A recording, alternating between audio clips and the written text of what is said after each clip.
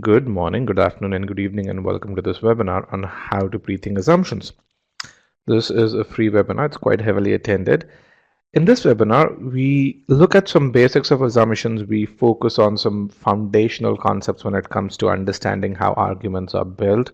And then we look at pre-thinking, which is a very important core skill when it comes to answering all argument-based questions. This is a free webinar, and to make sure that we cater to the needs of students in this webinar, we ask this one leading question, which is, when do you plan to take the test? If you've not responded to this one, please do so.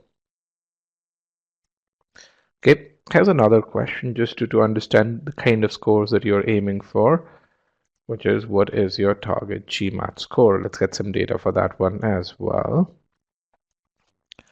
All right, so since many of you have responded to the first question, what I can really see is that the two large groups overall, both with approximately 33% of students, and so we have a large group where people haven't taken a date as of yet, and then we have a similarly sized group where students have between 45 or 46 and 75 days before the actual GMAT. So a fairly large number of folks who probably have just started preparing or probably are in the first quartile of their preparation. Then we have, I'd say, three more or less equally sized groups. Among those, there are a few who have the GMAT right away, those who have between a couple of weeks to 30 days, and then those who have between a month and 45 days before their test. That is wonderful. So essentially, if you have your GMAT right away, and if you can focus 10 hours on pre-thinking as an approach, if you don't already imbibe it, then this is something that can have a fairly significant impact on your overall critical reasoning ability, not just in assumption questions, but also in evaluate, strengthen, weaken, and then method of reasoning, etc. All right, let me minimize this. Now, with regards to the target GMAT score, two fairly large groups of populations over here, or two fairly large populations, I shouldn't say groups of populations. So those in the 710, 720, largest group over here, and then in the 730 to 750, fairly large group as well. And again, two similarly sized groups, it's the 660 to 700 and the 760 or higher bracket. But overall, about half of you are aiming for a score of 720 or higher. Now, as I mentioned earlier, this is a fairly application-focused webinar, and to make sure that you are well prepared for this webinar, we did send a few video lessons your way. One was just a very basic introduction to what an assumption is, so that you get an idea of what we're talking about, and then a certain extent of application in pre-thinking logical gap and pre-thinking two entities, which is just looking at two different kinds of arguments and focusing on how do you do pre-think over there. Also, to understand the structure of arguments, there was a free video lesson on boldface as well. These video lessons are available as a part of your free trial. All I would just recommend is, if you have not gone through them, pause this webinar, go through these video lessons. Also, we have two upcoming free webinars. We have a free webinar on GMAT strategy that is next Saturday, a week from now. If you're aiming for a higher GMAT score, and if you need a study plan that's personalized to your strengths, then that's a webinar that you should definitely attend. It'll also tell you how do you devise milestones, how do you track whether you're hitting those milestones, and how to get an estimate of how much time should you allow for before you actually take that GMAT. And then we have another application focused webinar next week, which is on algebra. And in this, we look at absolute value, absolute and inequalities, and purely application of these concepts. Again, this webinar also comes with a good number of foundational video lessons that help you prepare for this webinar. With that, let's go right into the presentation pane, as I call it. I'm going to wait for about 30 to 40 seconds so that the screen does settle down at your end.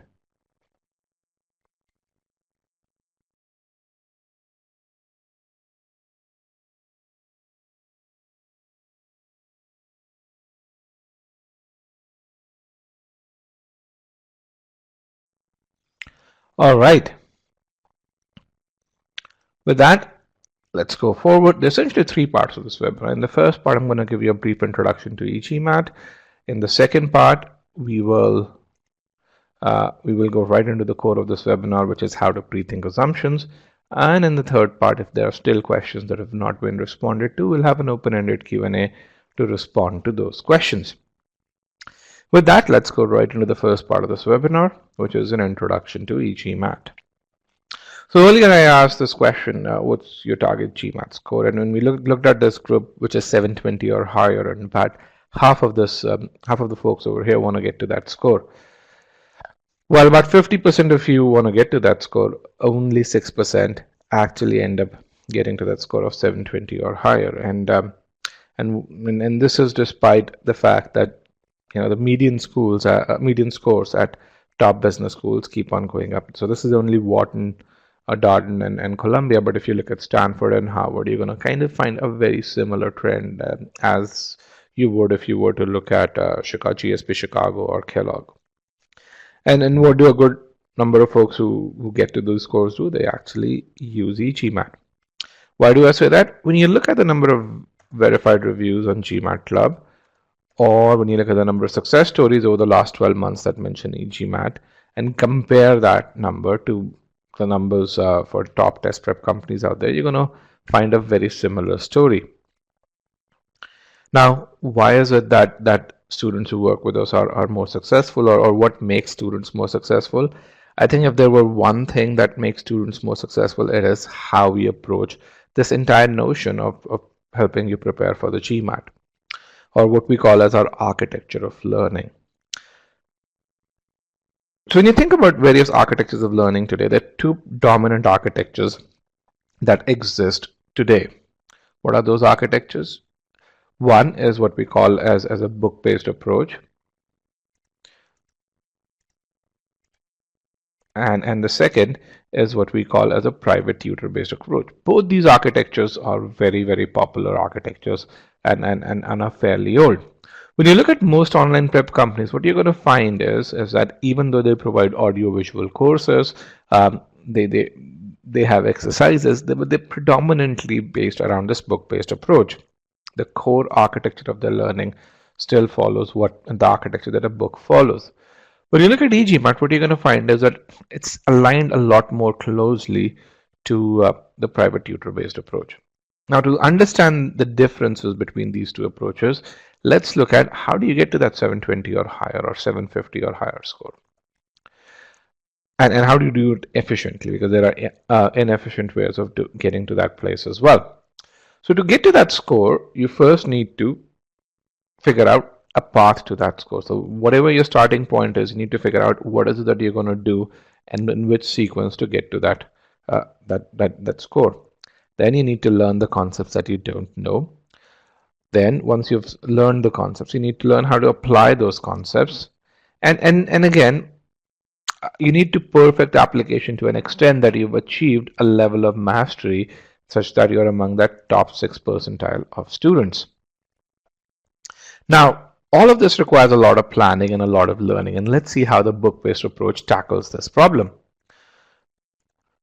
When you study using books, the first thing that you need to do is to create a study plan. Remember, you have to create that path towards that goal. Now, a book-based approach is all about autonomy, which means when you start studying using books, you get a bunch of study plans, but the study plan that you need to follow is something that you need to choose. You decide on your own study plan. If you need to personalize it, you actually do that on your own.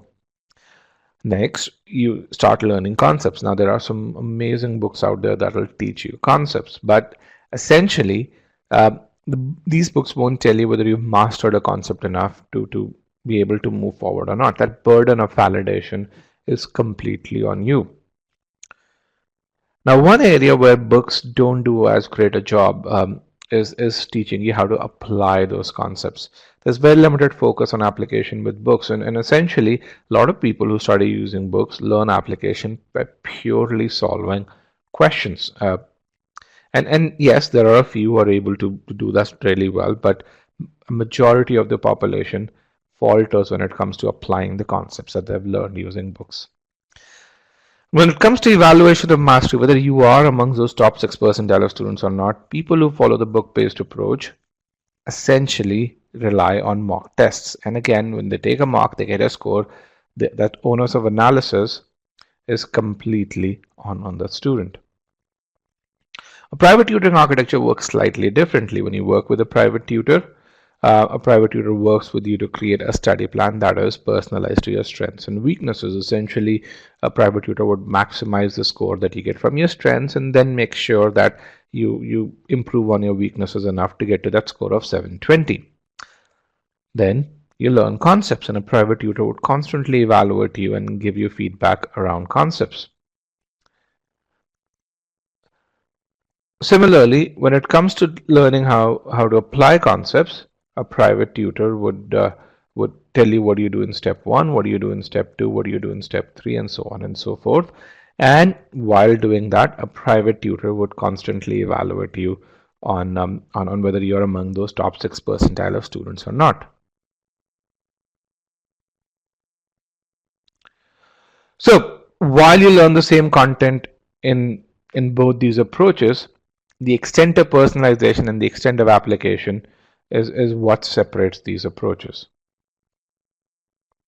Now let's see, why is it that we really say that most of these other prep companies are based on this book-based approach, whereas e-GMAT is based around that private tutor-based approach.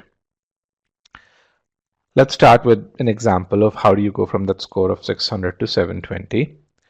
So when you join an e-GMAT course, the first thing that we ask you to do is to create that path towards that goal, which is to choose how you're going to get to that score of 720. And there are many ways to go there. One is you can create a verbal driven study plan, or you can create a quant driven study plan. Someone who's strong in quant would prefer the latter approach, which is the quant driven study plan, and someone who's strong in verbal would actually prefer the verbal driven study plan. And again, we provide a good number of study plan and examples, and we have an entire mini module around this that teaches you how to get to that 720 score, or how to get to that 750 score, and how to personalize these things. Let's take an example of a student who chooses the quant-driven study plan. Now, the way that you've chosen to get to that 720 score is by getting to a Q50 and V38. So then you look at how do you get to a Q50 and how do you get to a V38. So one way is that you excel in arithmetic and do really good in algebra, and you actually excel in sentence correction, do really well in critical reasoning, and do slightly above average in reading comprehension. This is one of the 10 ways, and we have built the tool that allows you to look at all those possible ways and choose a path that is optimized for you. This tool is called GMAT Planner. This is a screenshot from that particular tool. And you can really see the entire tool in action if you go to gmatplanner.egmat.com. You'll see the same data that you see over here, and you'll be able to play with this information. The reason why you're able to play with this is because this has a neural network in the backend that's powering this engine. So when you do this, your GMAT preparation to that score of 720 is not a black box in which you're studying and taking a mock test in the end and hoping you get to that 720 score. It becomes a set of 5 neatly defined milestones where you know what your starting level is and where you want to get to overall. And you know that if you hit these levels, you're going to be able to get to that score, 720 score in the end. Now let's talk about learning concepts, and let's see why we say that e-GMAT is built around that private tutoring based approach.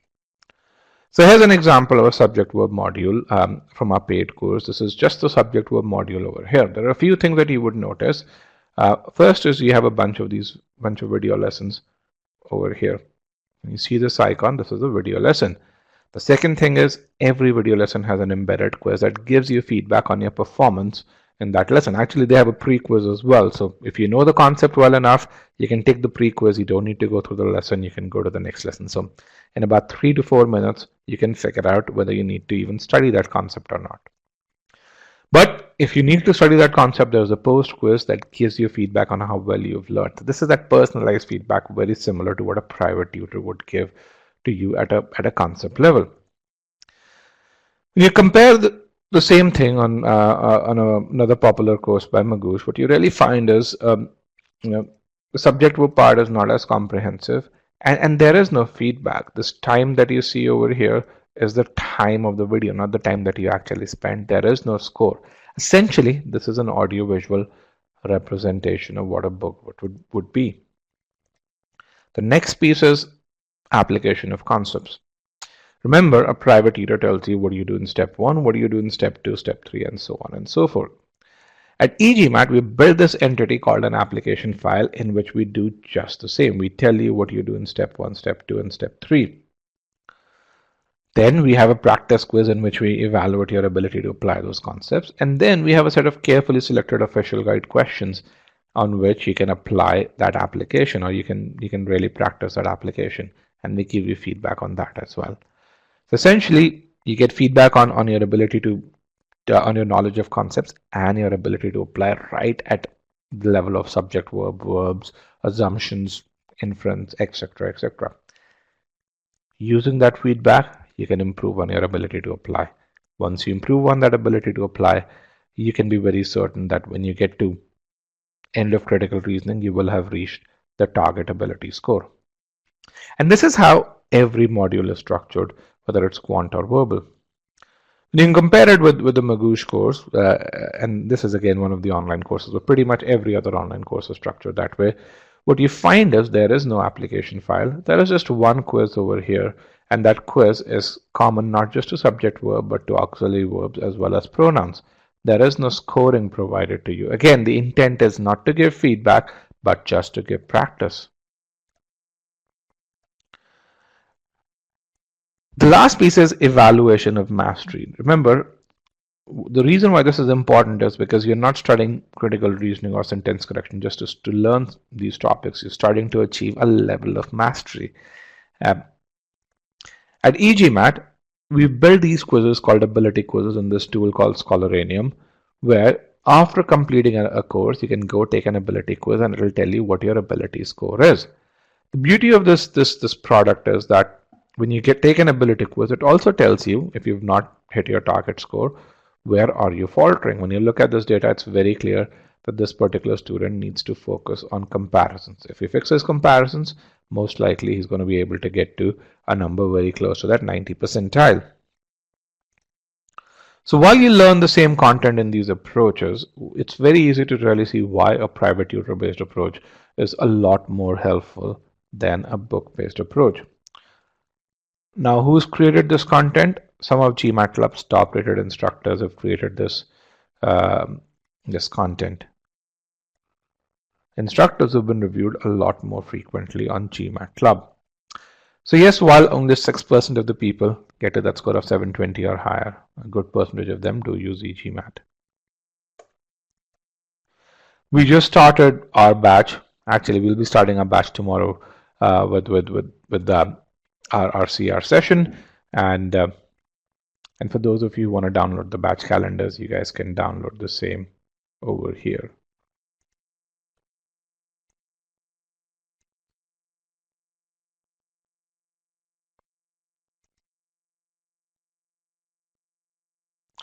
With that,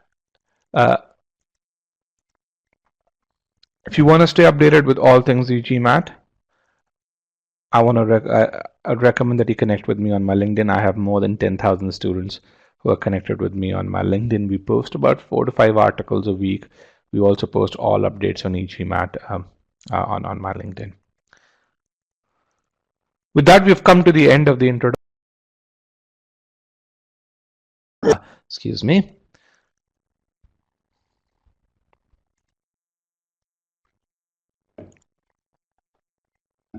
Let's now go into the core of this webinar, which is how do you pre-think assumptions.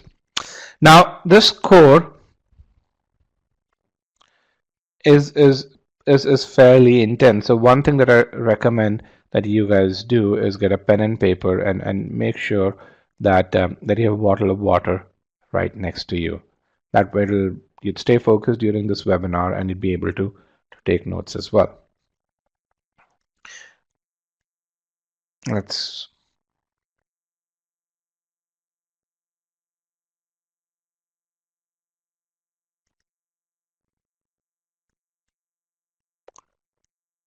All right, while I wait for you guys to get a bottle of water, um, let me pull in some poll questions over here so that we are ready. All right. So here's what we're going to do in this webinar. We'll look at how you approach critical reasoning questions today. We'll look at the pre-thinking approach to critical reasoning questions after that, and we'll do 2 arguments. In fact, we'll do 1 argument and 1 official question. We'll review the pre-thinking approach, and then we'll solve 2 more full-length questions with the pre-thinking approach overall. These full-length questions will be done as a quiz, which means I'm going to give these questions to you, and you're going to solve them. Then we're going to do a detailed review of these questions, and as we do that, we're going to apply pre-thinking. And when you apply pre-thinking, you are in a way applying negation automatically. And then we'll talk about how can you become a skilled pre-thinker, because the goal of this webinar is to introduce you to the concept of pre-thinking. To learn and to master the concept of pre-thinking, it requires diligent approach. It also requires a bit more mental maturity, which comes when you apply it for a few days. And so what the goal of this webinar is to get you started on that journey, and then we want to make sure that we guide you well enough so that you can get to that, what I call as a level 3 or a level 4 pre-thinker, and we'll talk about what that is.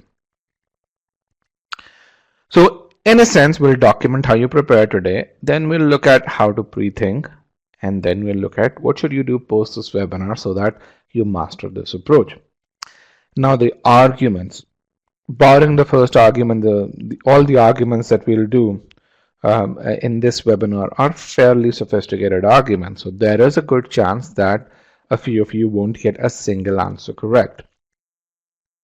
I want to make sure that you realize that, and you're not disheartened by it, because when you see the pre-thinking approach being applied to more challenging questions, you can really see when you pre-think how even the most challenging arguments start to look fairly simple. And when you go and do the exercise problems post this webinar, you're going to find them quite easy. All right, with that, let's understand or let's profile this group over here. And before we do that, let's define what pre-thinking is. Pre-thinking is thinking of one potential assumption in your mind, and a skilled pre-thinker would do it in 15 seconds before you start looking at answer choices. The 3 terms in the quotes are really important, and they're very specific to pre-thinking.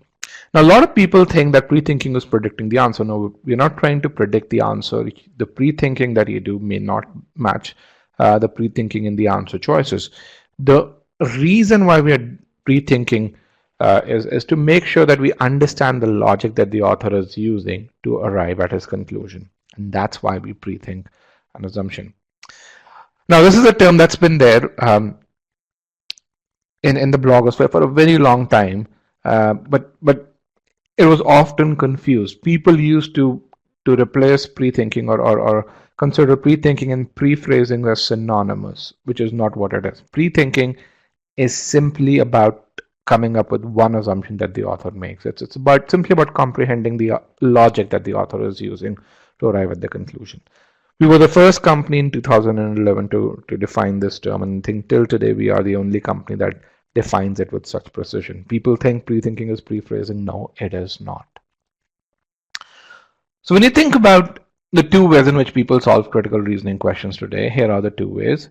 The first way is people read the argument and directly go to the answer choices without pausing, and they do back and forth between answer choices and the argument till they really narrow it down to the final candidate.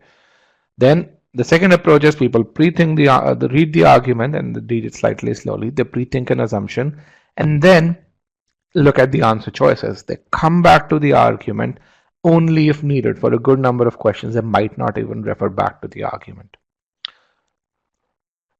We have about 160 students here. I want to understand how this group is built up. Which methodology do you follow?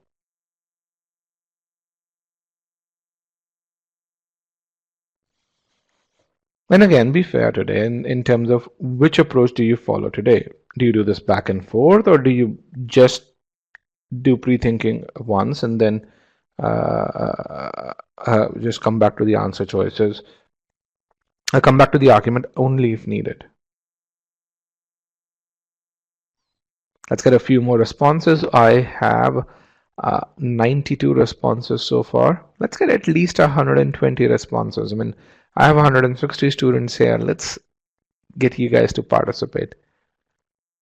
All right, 100 responses. How about 20 more? Which approach do you follow?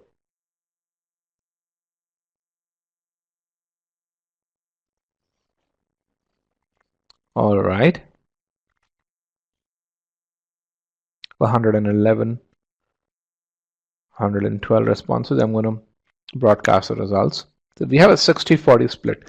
One thing that I'll say, guys, during this webinar is you're spending the time to attend this webinar, participate, because that's the best way to learn. That's the best way to get feedback. And again, as I said, this is a really low risk environment. You're not losing here. You're only here to gain. So so if you participate, you'll get feedback that is personalized to you, and you'll actually improve based on that feedback. All right. So 60% of the people follow the first approach, 40% of the people follow the second approach. So people who follow the pre-thinking approach, this question is just for you, which is where do you spend the biggest chunk of your time? Is it in reading and understanding the argument? Is it in pre-thinking the answer, or is it in selecting the correct answer choice?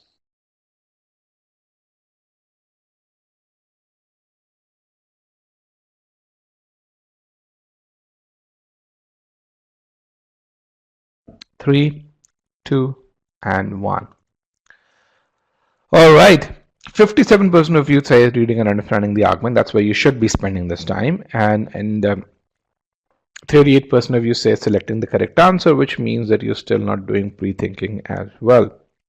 Or you're only solving uber difficult questions, which is where you may spend, in which case you may be spending a good chunk of time in selecting the correct answer. But for questions, for 90% of the questions, it should be on reading and understanding the argument. Okay, with that, all of you have some innate understanding of what an assumption is, because it's a word that we commonly use. So what I'm going to do is I'm going to give you a fairly simple argument, an argument that's very close to your heart, and I'm going to ask you to enter your pre-thinking. This is an argument that a lot of people are fairly successful in coming up with an assumption. So here is the argument.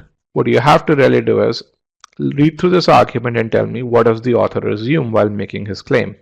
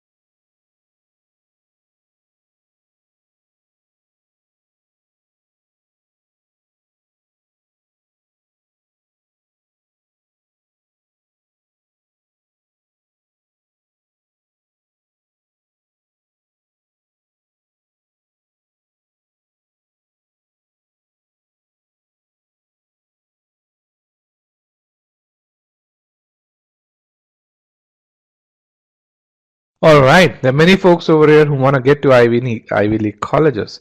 Good number of responses. I got 40 responses within 40 seconds or so. That's phenomenal. So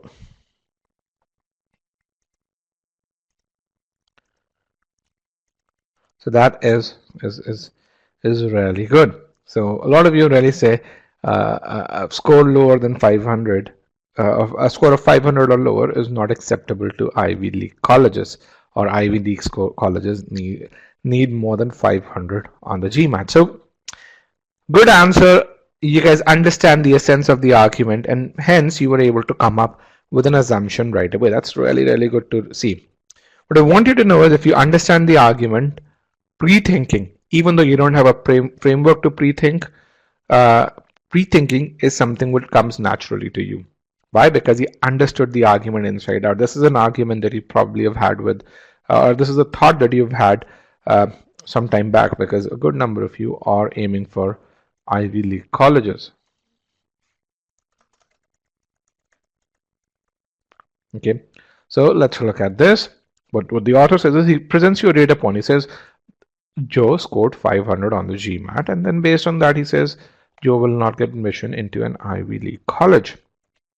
And so he kind of makes that jump from that score of 500, which is a factual piece of information, to a claim where he says Joe will not get admission into Ivy League college. And while doing that, he assumes that a score of 500 for someone like Joe is an acceptable to Ivy League colleges. So when you look at this answer, you're going to find that it's along the lines of what you guys talked about, which is that Ivy League colleges require a score higher than 500. The only difference over here is I've added this piece of someone like Joe. Why? Because in his conclusion, the author only talks specifically about Joe. He doesn't talk about Prince of Saudi Arabia. He doesn't say Prince of Saudi Arabia won't get into an Ivy League college with a score of 500. He says Joe won't get into an Ivy League college. So because the assumption is closely linked to the conclusion, this statement or this phrase, someone like Joe, needs to be there in the assumption. But other than that, you guys got the logic absolutely right. That's wonderful. The key thing is that if you understand the argument well enough, coming up with assumptions is fairly easy. So with that, I'm going to clear this poll. And I want to ask you guys, what is the definition of an assumption? How do you define assumption? What is an assumption?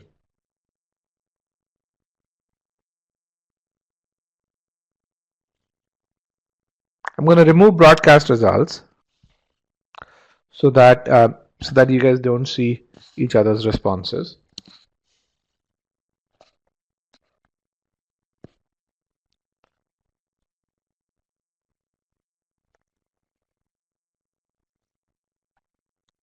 Okay, I have 10 answers so far. Let's get to about 30 answers. 18 answers. 24.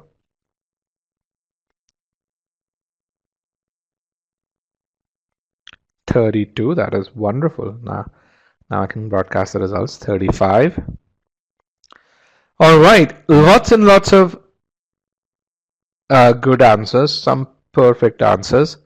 And it's a statement that must be true, new, and support the conclusion. Really, perfect answer, I would say. A possible but not the only solution. Don't know about that. Something that fills the gap between premise and conclusion. Yes, an assumption does do that, but everything that fills that gap is not an assumption. Something that is not presented in the passage, but the author uses it to draw the conclusion. Yes, the author does use an assumption to arrive at the conclusion in some ways, but every statement that the author uses is not an assumption. Something that must be true in order for the conclusion to remain true. Very close. Not perfect, but very close. Okay. So, what is an assumption? An assumption is an unstated idea that must be true for the conclusion to remain valid. Okay. Someone really presented this entire statement in 3 different statements, and that I would call it as the perfect answer.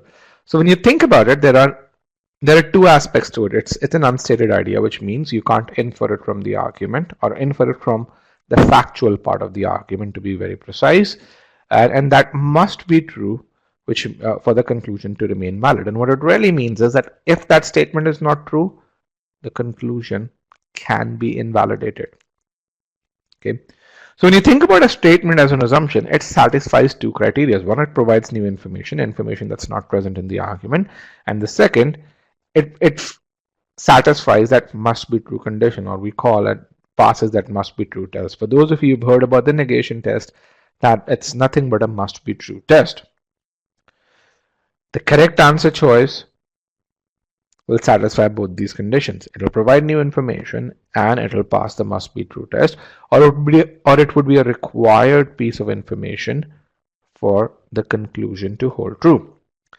Now, if you were to think about this a bit more metaphorically, if you think of this argument as this house with this roof being the conclusion, then and you really see these three pillars holding on to that roof.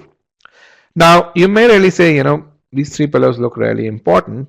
Each of these is what we call as the premises that support the conclusion.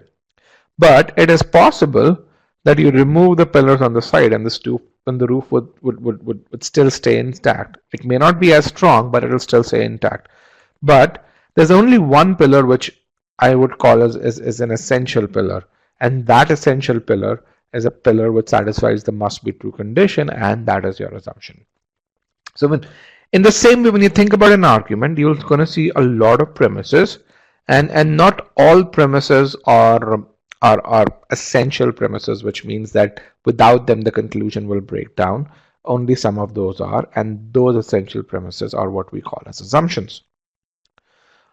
Other premises which make the conclusion strong but are not essential are what we call as strengtheners. So when you go to strengthen questions, what you're going to find is there are a bunch of statements that make you believe more in the conclusion, but they're not essential, and they're called strengtheners.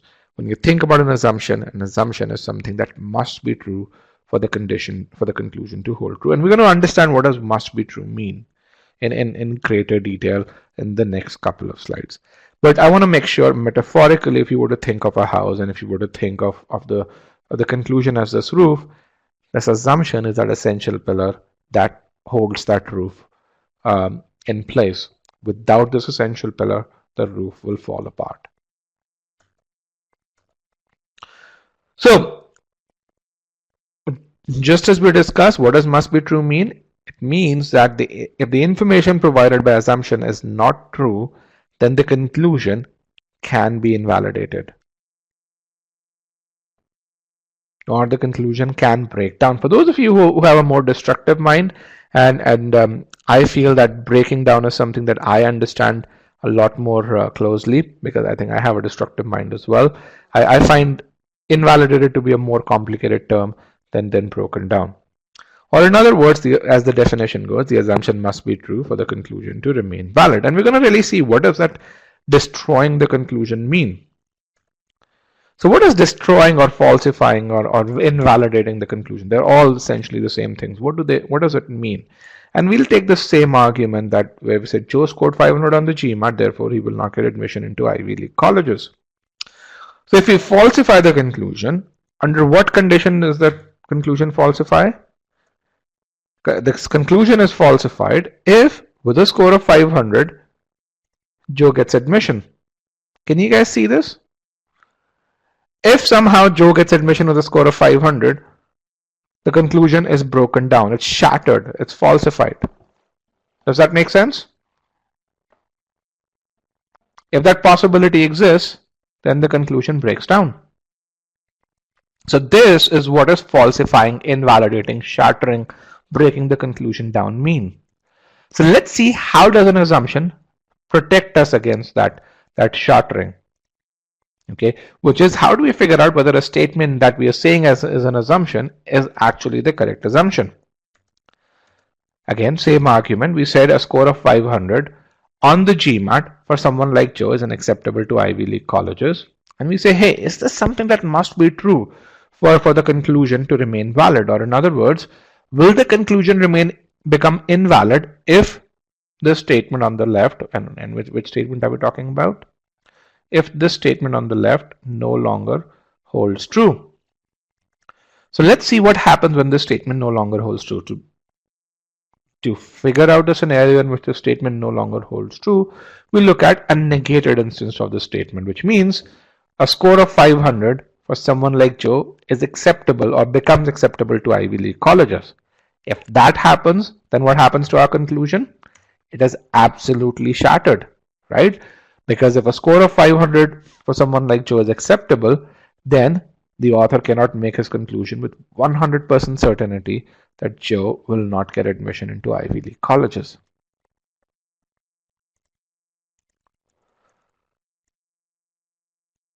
Can you see how this conclusion is shattered?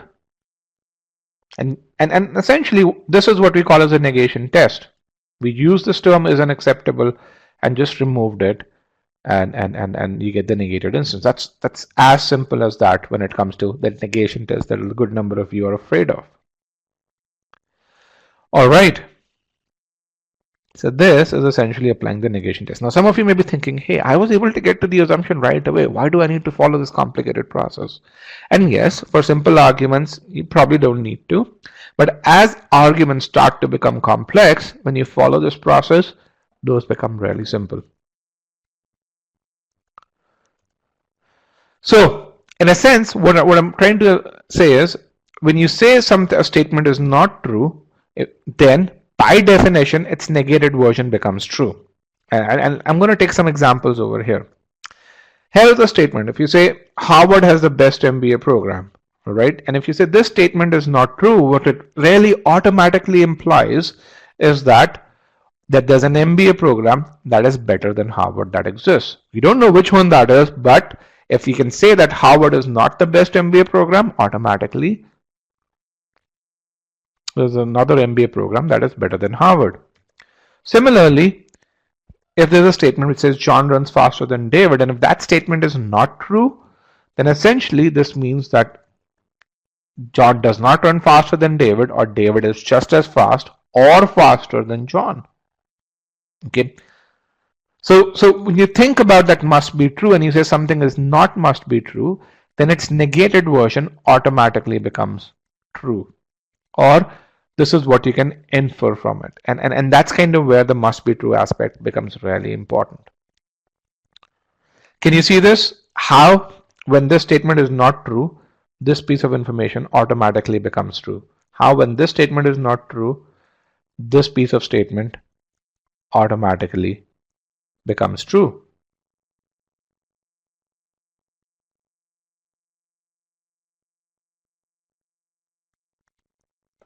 All right.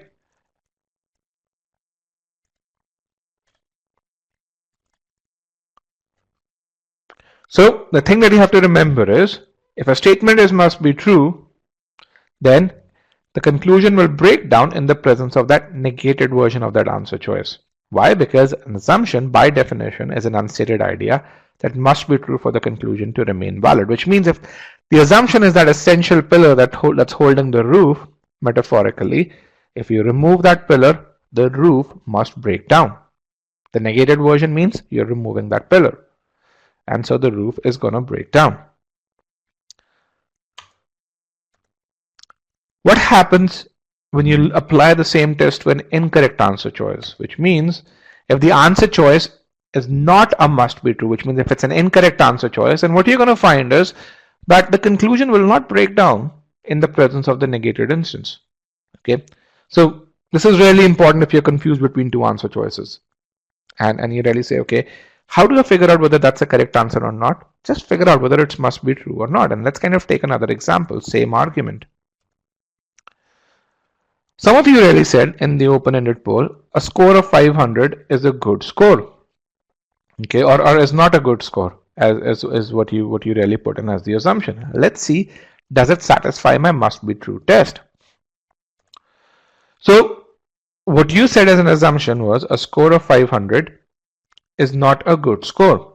I ask, is that must be true, which means if this statement is negated, will the conclusion become invalid? So what is a negated instance of this?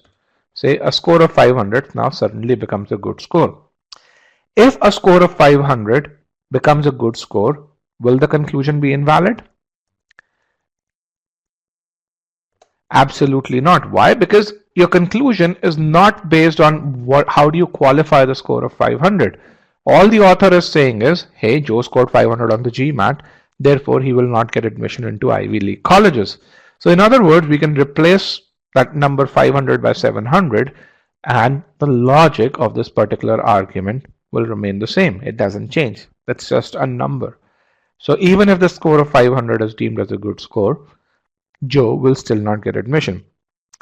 Actually, this argument happens to be in some ways a true argument. I was just interviewing a student of ours who basically took our course when he had a 680 and improved to a 750 score, and I asked him why did he take the GMAT despite the fact, or why did you take a third attempt despite the fact that you already had a 680? And he said, I talked to certain business schools and they said, we love your profile, but with a 680, we will not give you admission. You need to get to a 740 or higher. They actually even told him, even if you apply in third round with a score of 740 or higher, you'll get admission, but not with a 680. So, must be true really helps you narrow down. For correct answer choice, when you negate that answer choice, it'll break the conclusion. For the incorrect answer choice, the conclusion will not be impacted regardless of whether you negate that answer choice or not. So, for the correct answer choice, the conclusion would be shattered in the presence of the negated version of the answer choice. For the incorrect one, nothing will happen. So that's kind of all the theory that we have for today. Now we're going to apply this. So here is what we're going to do. I'm going to give you an argument, and you guys, if you understand the argument well, can pre-think very, very well. We saw this in the first argument. Now this argument is going to be slightly more complex. I'm going to have you pre-think. I'm going to give you 3 minutes to pre-think. So you're going to have ample time. There will be no answer choices. You won't have to evaluate. All you have to do is read the argument, read it slowly, and really say, what does the author assume? We're going to record your answer choices in a short answer poll. And even though this says 2 minutes, I will give you 3 minutes. Then we're going to look at how we pre-think. And again, we're going to use all of this theory that we just learned, which is how what is that must be true test and what happens to the conclusion in the presence of negated version of the correct answer choice. And then we're going to evaluate a few of your submissions to really say which ones are correct, which ones are not, and reason it out. And again, essentially, from this point on, it's purely application. So if you haven't understood certain things till this point, because we are applying those things, you might understand a good chunk of it. If you've understood some of it, you will see a lot more clarity coming forward. So with that, what are some of the best practices that I want you to follow? You read the argument, read it slowly, identify what's the conclusion, and identify the statements that make the conclusion more believable. Focus on understanding the author's logic as to how he arrives at the conclusion. And make sure you've written down what an assumption is. It's the unstated idea which is required for the conclusion to be valid. Some of you will falter. Actually, many of you will falter. And the reason why you will falter is because you have this habit of reading fast. You want to just read through the damn thing. You don't read a statement, take a step back and ask yourself, what did I just learn? Or after reading the argument, you really say, okay, what is the assumption? Rather than asking the right question. And we'll talk about what that right question is. But either way, one of these two reasons is why many of you will falter. But the key thing is, if you have the right approach and if you know the foundation, if you know the basics right, you're going to be able to do pre-thinking really well. Once you do pre-thinking, be able to apply this not just to assumption questions, but to evaluate, strengthen, and weaken. And we're going to see that tomorrow when we do another assumption and evaluate session for our paid students. Make sure you have a pen and paper ready. Make sure you have a bottle of water ready. Your time starts now. Here's a short answer poll. You can put in your answers over here.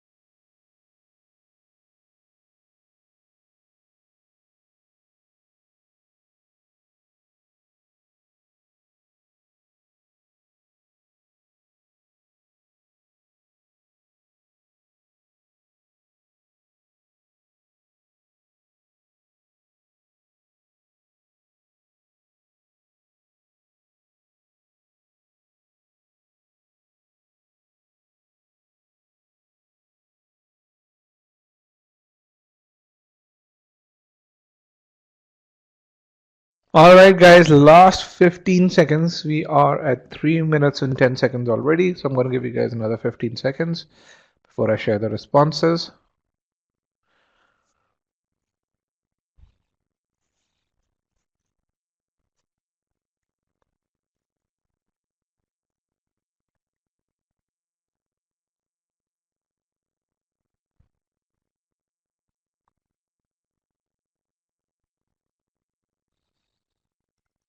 All right, 3, 2, and 1.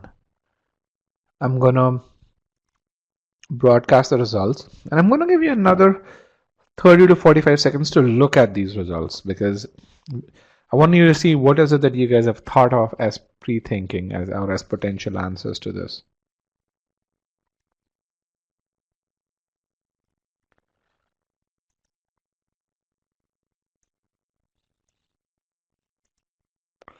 Okay, then let me just get in a few poll questions out there. All right, 53 responses. Excellent participation. Thank you, guys. Okay, so here's how I approach a question such as this. What I do is I'll read the argument, and I first of all try and focus on what is the conclusion telling me. Then I create what I call as a logical structure, which is I understand the information provided before the conclusion and after the conclusion, and then really say, okay, what is the logic that this author is using? And we call this a logical structure.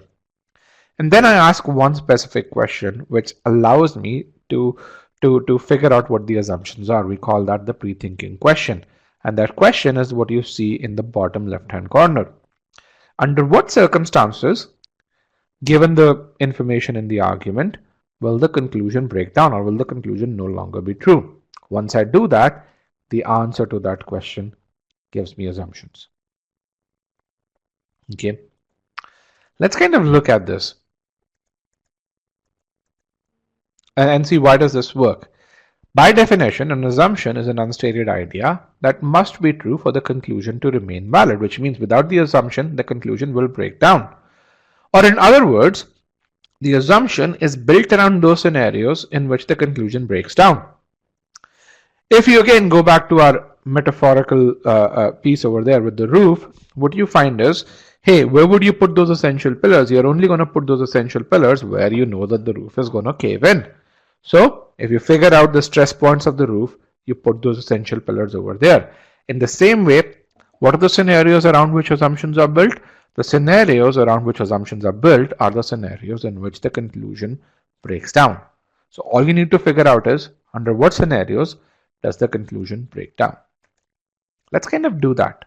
Let's figure out when does the conclusion break down.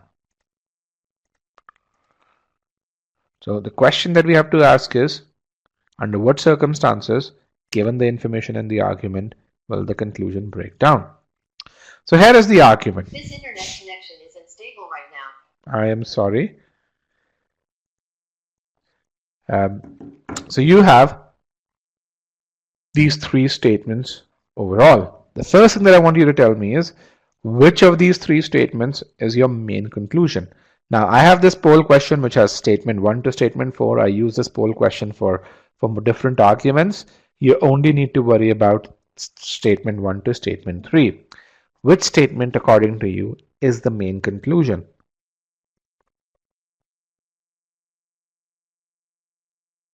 Because remember, that is the statement that you need to falsify.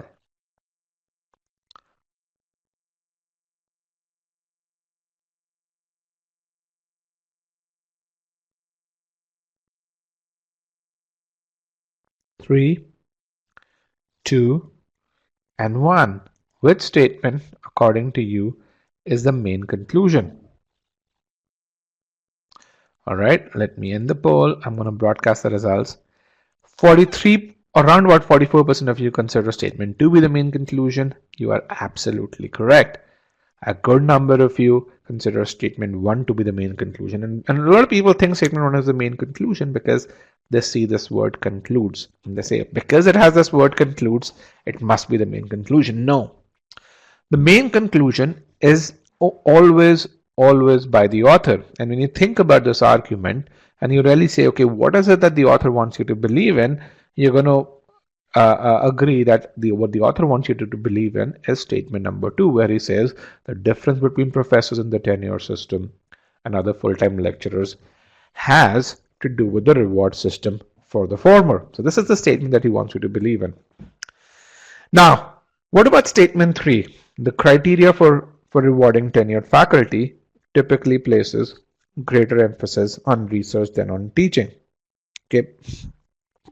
So this statement is written to make statement 2 more believable. A lot of people consider statement 3 to be the main conclusion because it's the last statement in the argument, and typically people are used to seeing the conclusion towards the end. But if you think about why this statement is written, it is written to support statement 2. For those of you who still have this confusion, if you are a paid student, you can go through the ABC test that we provide in our course as one of the foundation concepts, in which we tell you how do you identify the statement that is the main conclusion. Now, let's focus on statement 3 over here. Whose reward system does statement 3 talk about? Is it just the tenured faculty? Is it just the full-time lecturers, or is it both of them? Whose reward system does it talk about?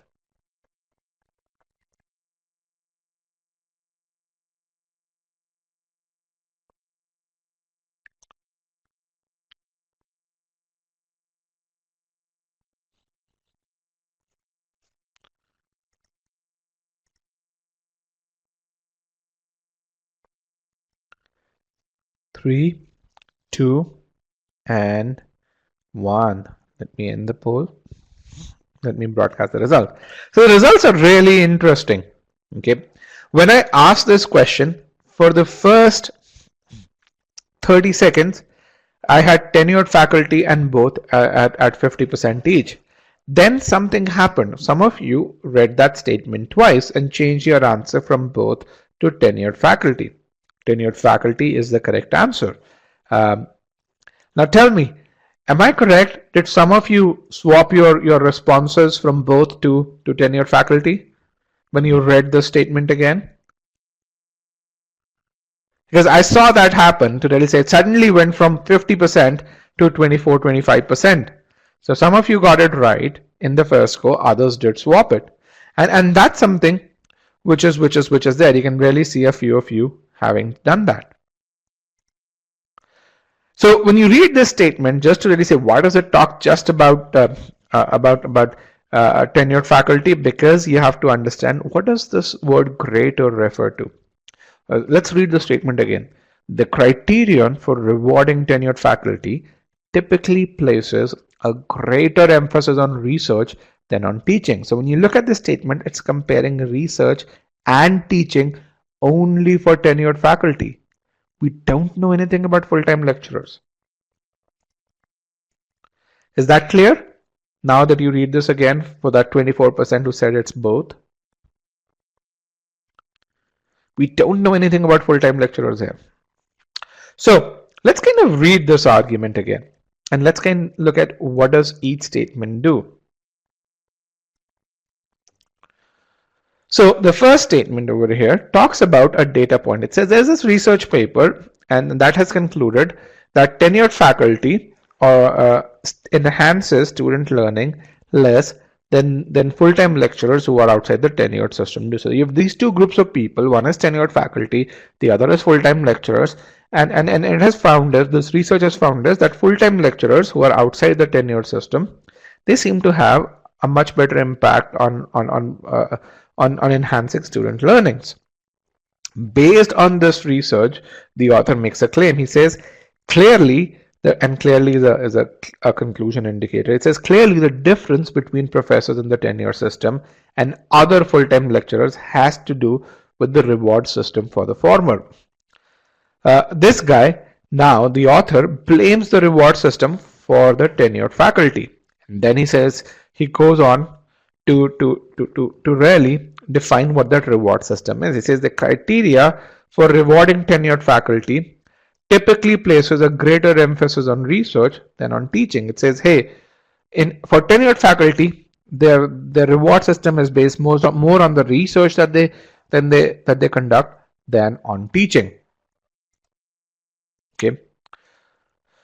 So again, stuff that we already know. So how do you figure out what the assumption is in an argument such as this? What is that pre-thinking question? Now remember, the pre-thinking question simply is, under what circumstances will the conclusion break down? What this really means is, we have to figure out under what circumstances would the reward system not be responsible for the difference in performance. We're not saying that there isn't a difference in performance. What we're really saying is, hey, under what circumstances should you not blame the reward system? And that is really important. Or under what circumstances should you blame something else but the reward system? Is that clear? When you ask this question, how the conclusion breaks down?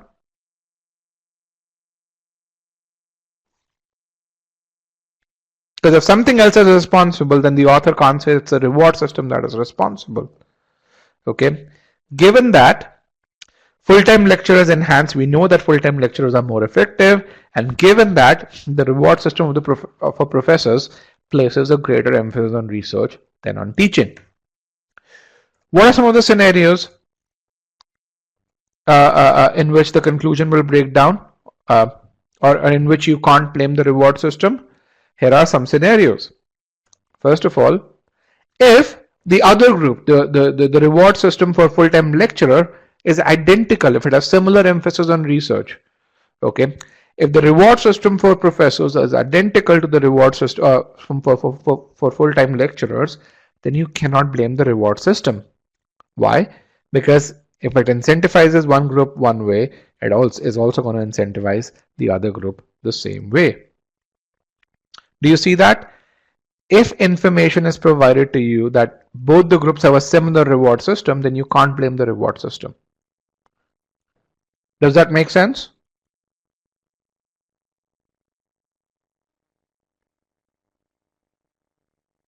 Right? All right. Another scenario in which you can't blame the reward system is if most tenured professors don't care about the reward system. They don't even know about the reward system. Then you can't blame the reward system. Why? Because, hey, you can make all reward systems you want, but people won't care about it. If there's information given to you which says, hey, tenured faculty doesn't act as per the reward system, they don't worry about the reward system, they do what they want to do, then you can't blame the reward system. Look at this. Does this make sense? If this is true, then you can't blame the reward system.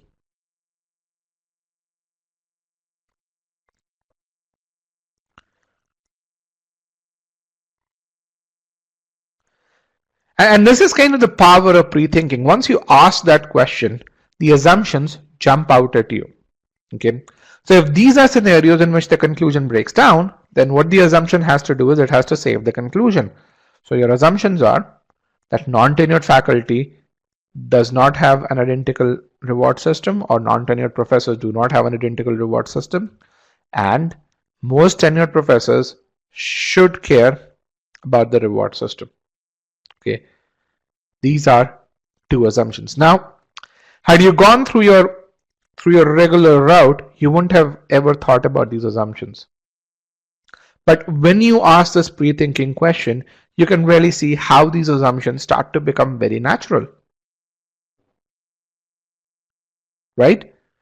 When you ask this question, these scenarios start to come out. You have two groups, you have a reward system, and you say for one group, and you say this reward system is the reason for difference in performance. And essentially then you figure out, okay, what if the other group has the same reward system? Then I can't blame the reward system. Or what if this group doesn't care about the reward system? How long is this supposed to take? Great question. And how do you come up with falsifying statements naturally? That is a simple answer. It's you figure out how to understand the logical structure of the argument and ask the pre-thinking question. I mean, that's what I did. I asked the pre-thinking question and the answers came out a lot more naturally. How long is this supposed to take? Less than 2 minutes, and it takes less than 2 minutes once you get used to it. We wouldn't be GMAT Club's most successful company if this weren't true.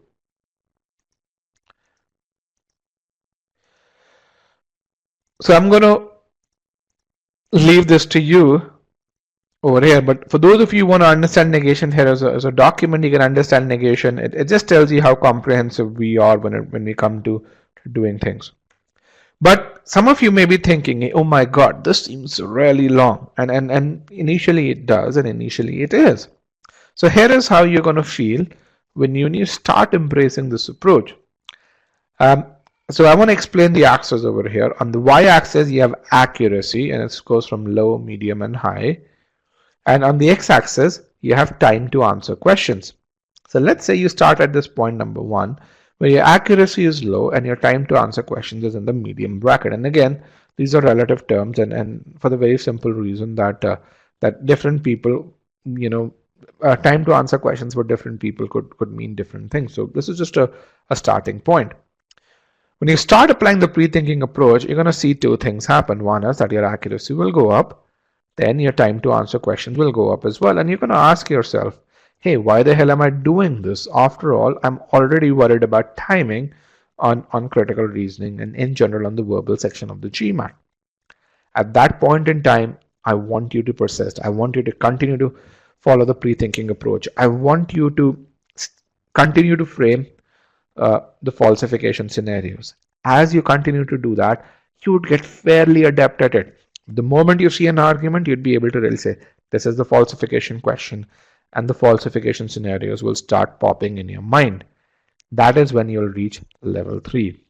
When you do that, you'll really see, okay, now I understand how pre-thinking helps, because I can clearly see through arguments. I can really, when I come up with falsification scenarios, and when I look at the answer choices, I can easily see within 30 seconds which is the correct answer. And as you continue to do that, even for more challenging questions which have convoluted statements, you're going to find that your time to answer question continues to go down. Your ability to answer more difficult question will continue to go up. Now, this is just the first day of critical reasoning, but we do have some e-GMAT students over here. And I want to ask, at which level you guys are in right now if you're an e-GMAT student. We call them level 1, 2, 3, and 4 in terms of the numbers.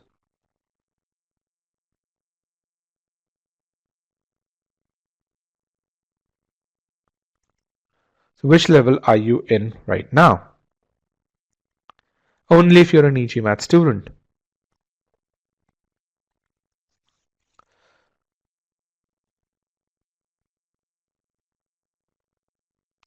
A level 1 student is someone who hasn't started to embrace pre-thinking. A level 2 student is someone who started to embrace pre-thinking but has seen an increase in time to answer questions. All right, this is excellent. So we already have about 16% of students in level 3 or more, and given that this is the first day, this is really good. We have half of you in level 2, which is really good. Just persist. A good number of you are going to come to level 3. Once you get to level 3, life becomes a lot easier, not just in critical reasoning, but also in reading comprehension. And for those of you in level 1, I would say take the plunge. Try and get to level 2. Don't be afraid. But again, you see the impact in level 3. And here's some more motivation for you from a few students. Here's this guy who scored 740, and he says, understand the passage completely. Take your time. Equally important is pre-think. Equally important, pre-think an answer before looking at the answer choice. Probably this one word will have the most impact on your GMAT score.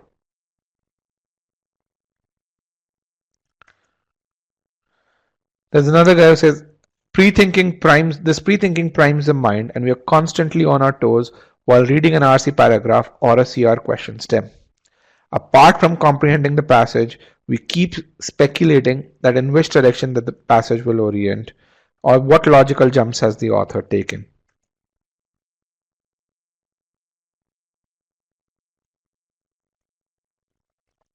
So the guy who went from 520 in marks to 740. I mean, a 220-point jump is amazing.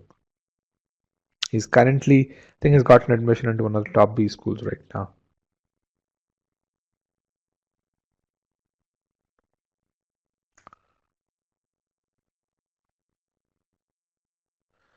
Neha says, is there a special passage to improve to understand the GMAT passages and read fast? Neha, GMAT is not a test of speed. GMAT is a test of logical and efficient decision making. So if you want to do things fast, read slowly. If you want to answer questions fast, read slowly. Why? Because the key to answering question fast is to avoid rereading. And when you read slowly, you avoid rereading. All right, with that, we're going to go to our third argument, or the second full length or proper argument for today. It's an official question. It's called highway miles. I'm going to give you guys 3 minutes to answer this question. All right.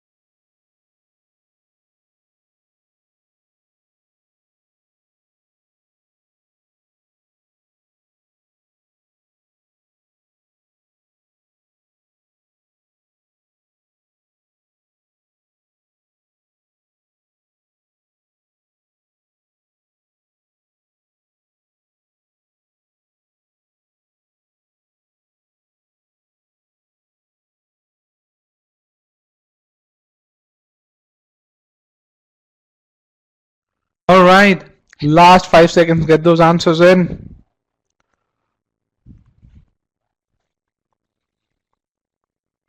3, 2, and 1. I have 99 responses. Let's get one more. 100, 102. 3, 2, go. Here are the results. Now, the beauty of this question is it's a fairly simple argument. It's an argument that you guys can visualize, and yet the answer choices are closely worded, or are worded in such a way that unless and until you have a precise definition of an assumption, you'd mark the wrong answer. And we see this where I see that about 39% of you were able to get to the answer correctly. The others weren't, and you know, choices B and C are very popular. So this question, in my opinion, is a great way to, one, uncover the rough edges that you have around that understanding of assumption, and then fix them. Let's kind of look at this. Very simple argument. Statement 2 is the main conclusion, which is the claim by the highway commissioner that the toll increase will increase the revenue generated by at least 50%, increase the revenue by at least 50% per year. So what's going on? There is an increase in toll. It says he's considering a 50% increase in the toll. And what is the current toll? It's 10 cents per mile for vehicles using its toll highway. And then based on this increase, what the commissioner claims is that the toll increase will increase the average revenue generated by the highway by at least 50%.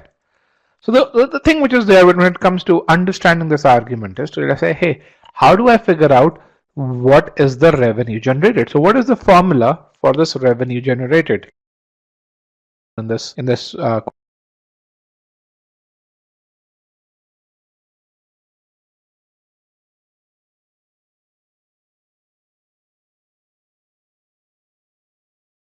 how do I figure out this total revenue?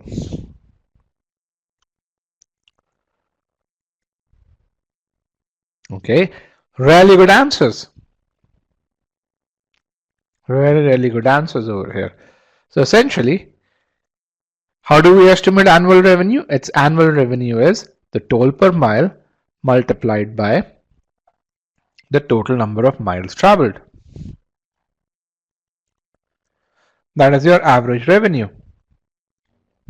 And you guys, a lot of you have said the same thing. Everyone cool with this? Everyone okay with this? It's not 10 cents. 10 cents is the correct current one, but 10 it's 15 actually. But yeah, yikes. I like that. So how do we estimate the annual revenue? Yes, this is how we do. And again, remember the same question. Under what circumstances, given the facts of the argument, will the conclusion break down? So the question really is, under what circumstances would the annual revenue not increase by 50%, provided that the toll per mile, which is this factor, we already know has been increased by 50%. So we already know that this factor is up by 50%. So under what circumstances would the average revenue not go up by 50%? So what is the falsifying scenario? Under what circumstance would that happen? When the number of miles is reduced. Yes. And so your assumption is that the total number of miles driven does not decrease. And yes, we'll look at why people have chosen answer B and why is that wrong. But first you need to understand the foundation, because if you understand the foundation, the assumption will be, or why answer B is wrong would be very clear. All right. So what is the must be true condition? The must be true condition is that the total number of miles driven does not decrease. Is that clear? Total number of miles or total distance does not decrease. Okay. Now, let's look at choice B. Choice B says The total number of trips made on the toll highway per year will not decrease from its current level. Okay. Now, does this actually mean that the total number of miles driven will not decrease? Does it automatically mean that? Does it? No, it doesn't, not really. Why? Because the total miles may still remain the same despite fewer trips. Okay. So then, is this a must be true condition? Not really, which is why choice B is not the correct answer. Choice E, which is the correct answer. And so for those of you who really looked, it talks about the total distance. Total distance is the total number of miles. And again, it's in line with our pre-thinking. All right. Let's do another argument. Let's do another slightly more difficult question. Let me just get to. Choice C talks about average length of a trip. Yes, it's the same reason why choice C is wrong. Good question. Why is choice C wrong? Choice C talks about average length of a trip. Does not decrease. Is that a must be true? What if the average length of trip decreases by 2 miles, but the total number of trips increase? Then also the total distance will remain the same. Right? So again, this is what I call as a strengthener. This is what I call as a strengthener, but not a must be true condition. So if we were to really say, are these strengtheners? Absolutely. Are these assumptions? Absolutely not.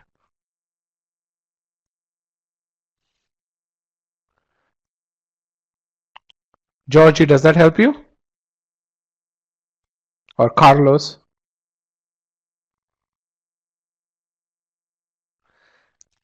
I like that attitude where says my pre-thinking wasn't along the right line, I still got the right answer. That I love that attitude. And people who have that attitude are the ones who get to that 740, 750 score. Okay, now we're going to up the ante a bit. We're going to solve another full length question. I'm going to give you up to 5 minutes for this question. Read this question really slowly. But actually,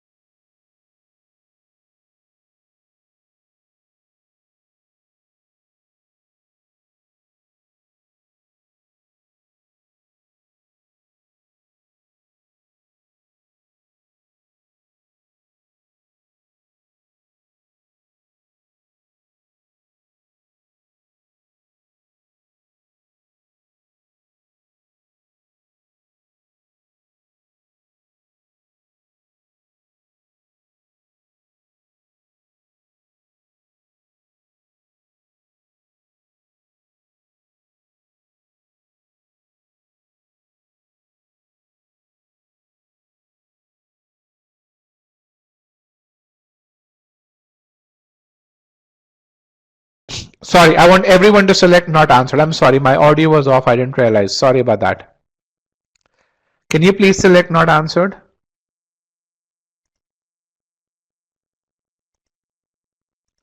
All right. Okay. 3, 2, and 1. I'm going to now remove broadcast results and I'm going to show the question to you. And I'm going to mute myself now. Go at it.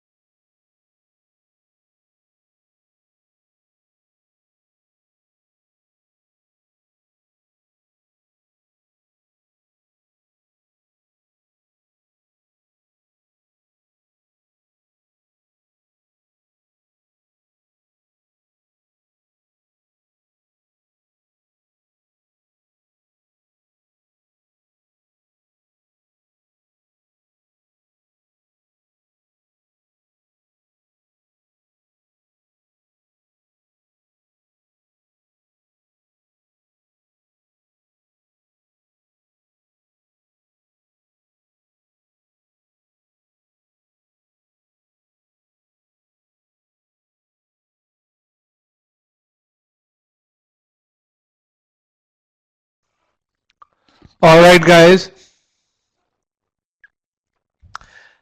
90% of you are done.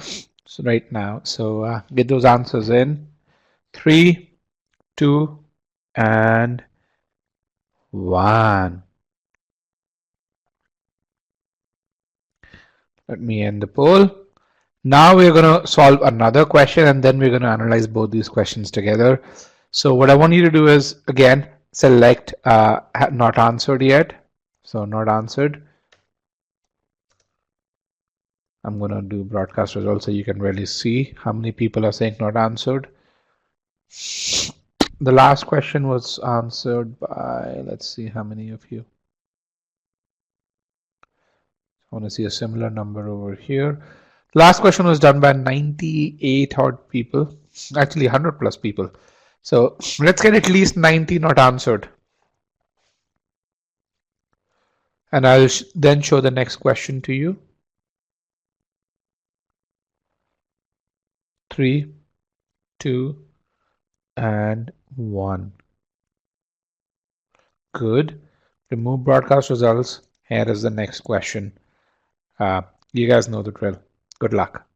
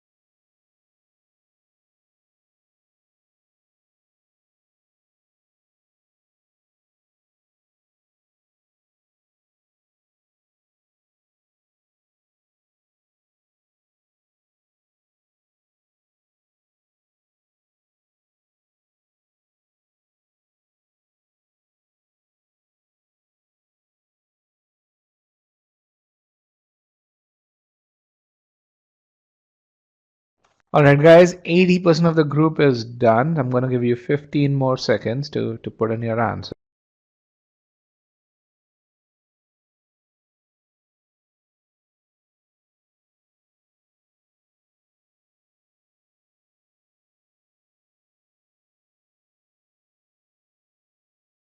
Okay, 3, 2, and 1. Let me end the poll. And I can broadcast the results to you as well for these ones. So we're going to now discuss these questions.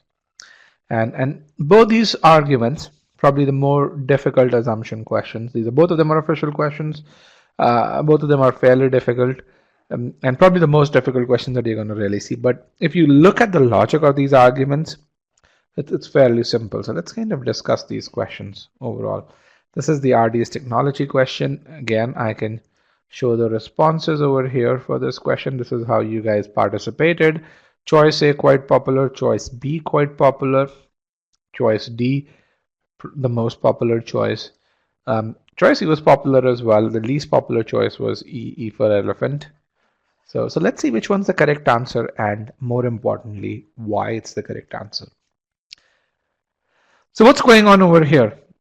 You have this this town called Worldland, and you're talking about the special program information and these special programs. And what the author concludes is that between the years 94 and 96, the number of Worldlanders receiving the special program information probably did not increase significantly.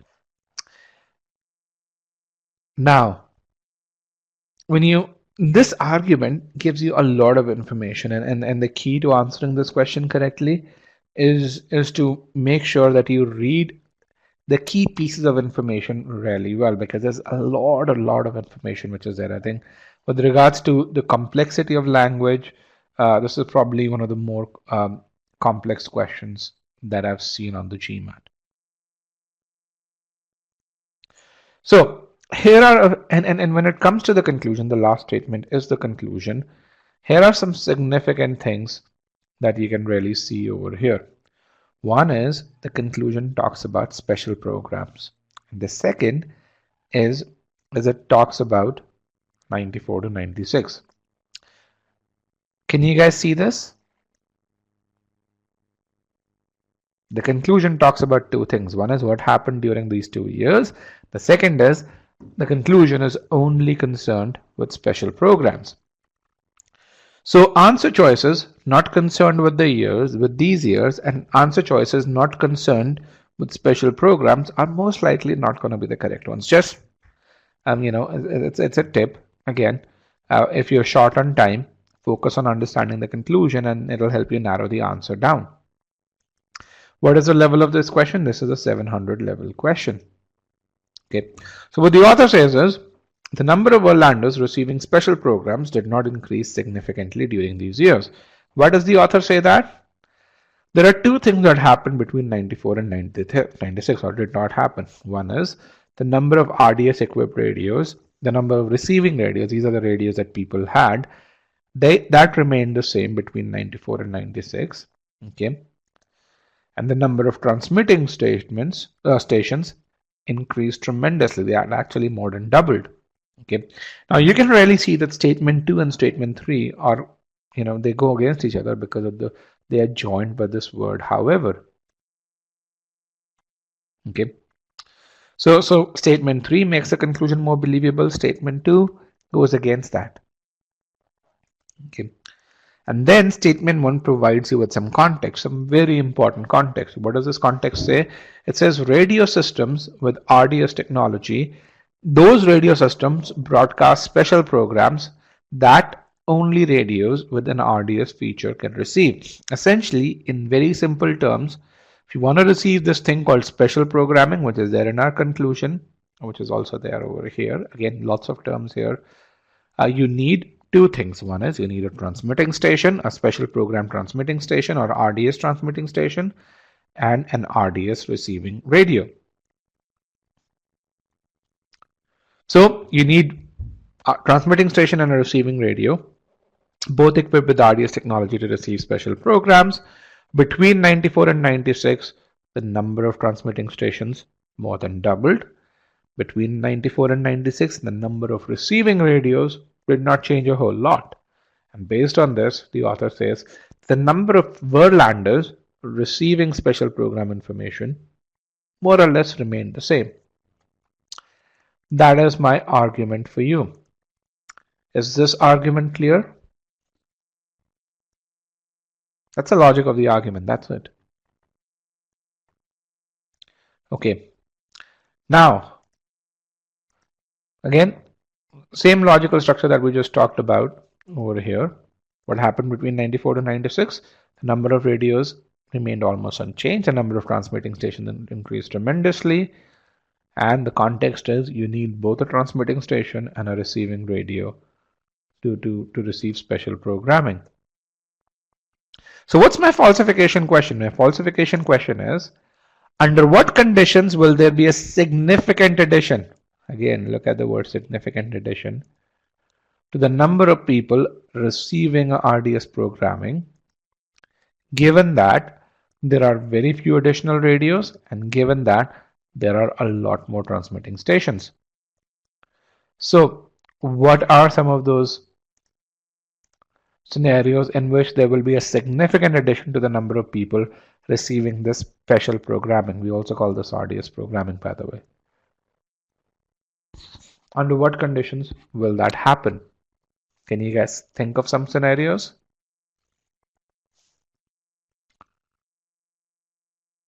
Okay, increase in receivers not receiving signals in 94. That is good. What else? Okay, or increase of coverage area, which is the same thing. Really good. What else? More people listening to each radio station is also. So there are two ways in which you can shatter this conclusion. One is, and then I'm happy to see the responses. One is, if the new stations which were deployed in the 94 to 96 time frame cover areas where there was no coverage earlier, but people had the right kind of receiving radio, or if you put all of these radios in Starbucks, which means that far more people are listening to every RDS radio, or people per radio increase, as a few of you have said. In both these cases, the conclusion breaks down. Can you see that? That the conclusion really breaks down in both these scenarios? And you guys came up with these scenarios once you asked the right question, because you understood the argument. So what are my assumptions? My assumptions are new stations don't add coverage and the people per radio remain more or less the same. These are my assumptions. Now, let's look at the answer choices. If you had this and if you faltered, you did not read the answer choices. Nikita says people per radio not possible as there's no increase in the number of radios. Nikita, have you heard of radios being put in Starbucks? If the radios, remember the argument says the number of radios remain the same. What if some of the radios go from homes to Starbucks? Or what if the programming improves between 94 and 96, that earlier only the only programming available was news, which only adults used to listen to. Now the programming available also includes romantic plays, which teenagers listen to.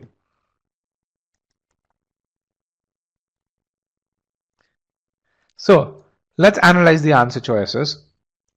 Remember, choices A, B, D were very popular.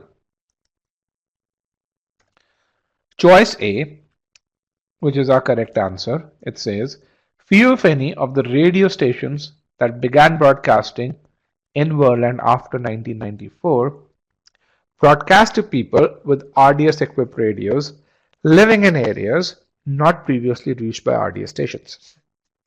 Now, one of the key skills that if you want to ace the GMAT you'll have to learn is when to modulate your reading and when to adapt your reading. This is a very complex piece of information or very complex statement. And the moment you see that, you need to slow down, break it down, which is what we're going to do. What does few if any means? Few if any means almost none. Of the RDS stations that began broadcasting after 94, which are the RDS radio stations that began broadcasting after 94? These are the new stations. Broadcast to people with the right kind of radios, which is RDS equipped radios, living in areas not previously reached. Who are these people? These are people who were not covered earlier. So if you were to really explain this choice, what this choice is saying is almost none of the new radio stations increase the coverage of RDS programming. Read that complex choice and read the choice explanation and see, can you really map it? Because this is the key skill here.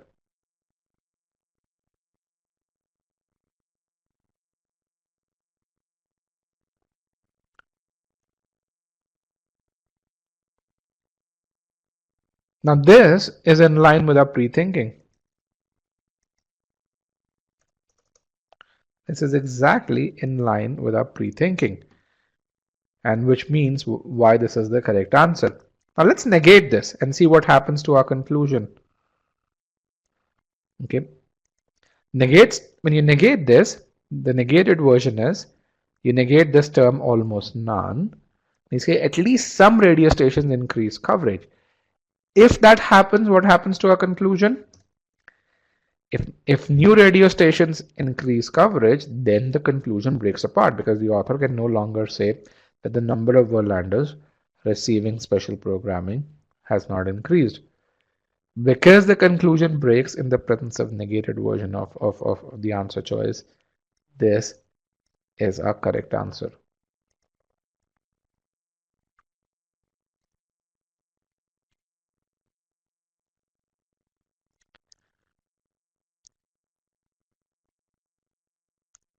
This was a difficult question. Now we're going to evaluate every answer choice and see why that is wrong. Let's look at choice B. Okay, the Panchu has a great question. He says, what if both the possible scenarios presented, which were pre-thinking scenarios, were presented in the answer choices? That was not going to happen, Dipanshu. Great question. I understand that confusion, but that is never going to happen. The GMAT is very good about these things.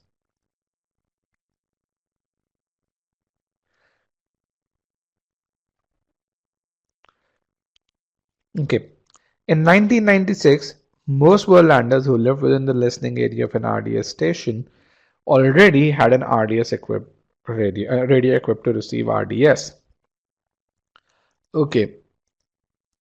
Now, when I talk about this choice explanation, I want to understand. Do you guys remember the definition of assumption? If you can write it down, that would be very, very nice. If you could write down that definition, what is an assumption? Not mentioned must be true. Really good. Yes. Yes, that's a good way to remember. Simple, easy, unstated idea which must be true. Really good. Good. So you guys understand that. So an assumption is something that has to be true for the conclusion to hold true. Now put that in mind and let's read this choice again. In 1996, most Verlanders who lived within the listening area of an RDS station already had a radio equipped to receive RDS programming. So what it's essentially saying is, I'm going to try to simplify it. I'm going to remove this word most and I'm going to replace this with all. I'm going to replace this with all. Why? Because the explanation becomes simple, and once you understand why all is incorrect, you'll also be able to understand why most is also incorrect. Okay, so if you replace most with all over here, so essentially what this answer choice is saying is, if you live within an RDS equipped area, a covered area, you already had an RDS radio. Okay, now the question that I want to ask is that a must be true statement for the conclusion to hold true, which means for the number of Verlanders to not increase between who receive special programming to not increase between 94 and 96, is it required that if you live within the listening area, you should have an RDS equipped radio? Is that required? What if only 20% had an RDS equipped radio in 94 and 20% had an RDS equipped radio in 96? Will my conclusion still not hold true? It will. So since this is not a must be true statement, this is not your correct answer. Now, the reason why people get confused is, if this is true, that if all the Verlanders who were within a coverage area already had an RDS radio, then it seems that the conclusion will also remain true in 96. Remember, focus on what the conclusion is about. It's about the change in number of listeners between 94 and 96. It is not about the final state in 96. Okay, it is about that delta. Choice C again was popular. It says equipping a radio station with RDS technology does not decrease the station's listening area. Now, if it does, let's say if this does, do we care about it? Which programming does it impact?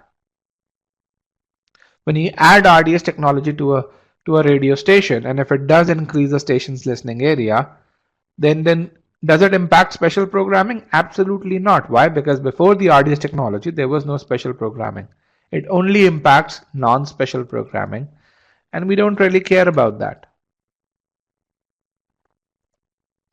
Choice D, which was the most popular choice, a lot of people got confused on this. Again, remember, look at this. It talks about what is the state in 96, not the transition between 94 to 96. It says, in 1996, Verlanders who did not own radios equipped to receive RDS. Okay. Are we concerned about people who don't have the right kind of radios? Are we concerned about those people? Could not receive any programming. Are we concerned about any programming, or are we only concerned about special programming?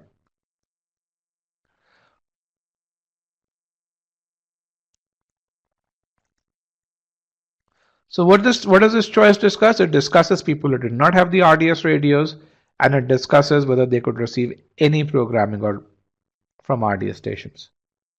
Why is this wrong? We don't care about people who don't have the special radios. We don't care about any programming. We only care about special programming. So this actually talks about absolutely wrong things. But because you guys did not focus on these terms, a lot of you were trapped in this.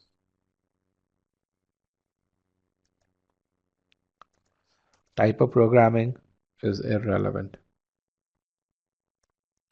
So one of the things that you would have noticed in this is, this was a very complex question. I mean, someone says, what's a 750 level question? This is, when I say this is a 700 level question, because according to me, that's the most difficult level of questions overall.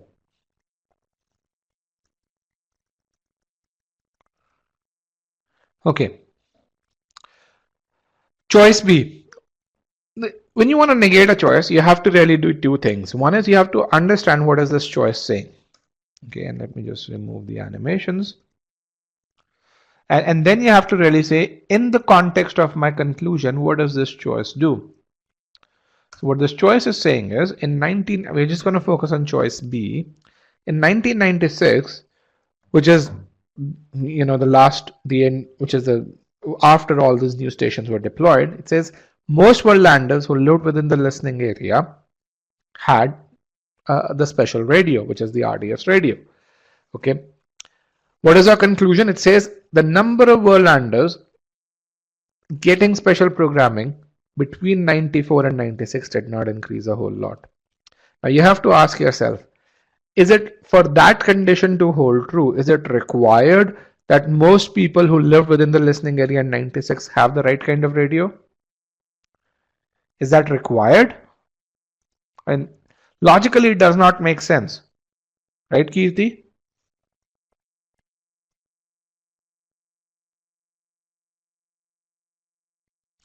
So,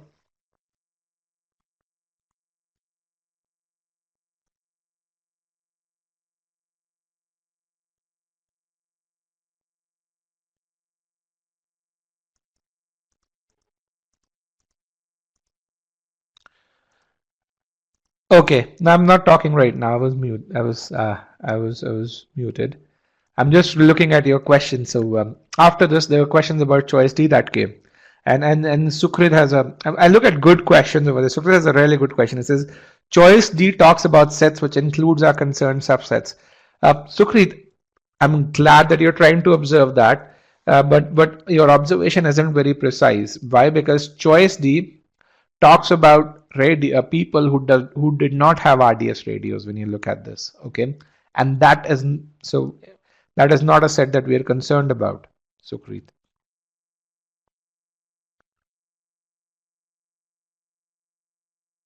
Do you see that?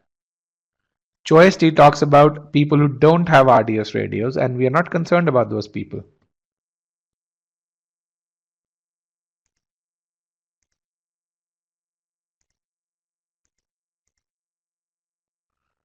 Yep, all right, got it. So again, I'm glad you're looking at it. You just have to look at it a bit more closely. Okay, Shelby will refuse. Let me share how you guys did. Much better. 44% chose choice D, D for Delta, which is the correct answer choice. Much better performance. Weber says, can we do it by answering by striking out the wrong answers? Most people will falter when they do it that way.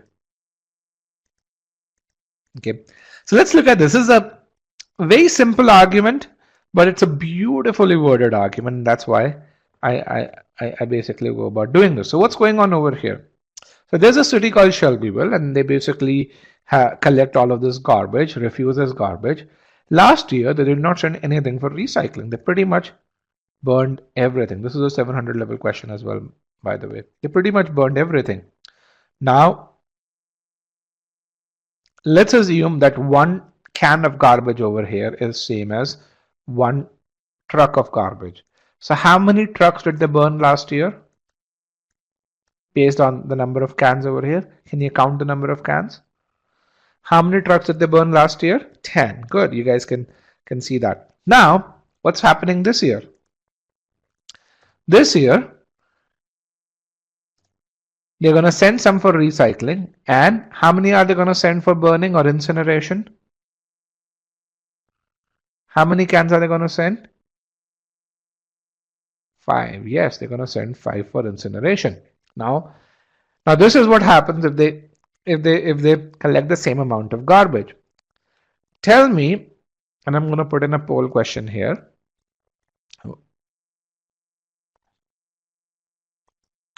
What if they collect 10 times as much garbage this year as they collected last year? How many trucks do you think will they send for incineration this year if they collect 10 times as much garbage?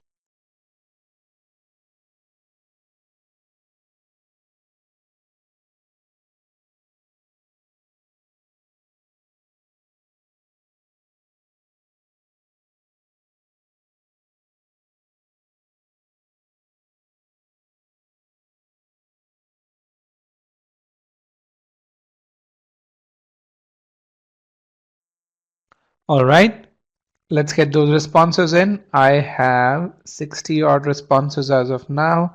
My question is, if you collect 10 times as much garbage, how many trucks am I sending for incineration?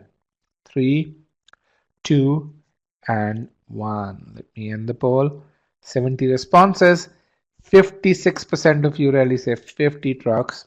Only 22% of you say 5 trucks. So the correct answer is 5, which is choice A. And let's see why that is the case. Let's look at the statement. This year, city services will separate for recycling enough refuse to reduce the number of truckloads of refuse to be incinerated to half of last year's number. So what the author is saying is, he's saying regardless of the amount of refuse collected, I'm only going to send half as many truckloads this year to be incinerated as we did last year. So even if you collect 10 times as much refuse, if I sent 10 truckloads last year, this year I'm only going to send 5 truckloads. Can you guys see that?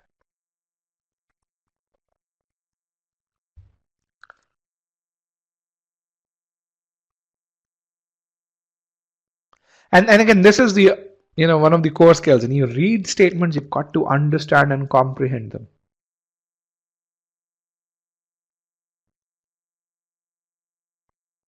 Okay.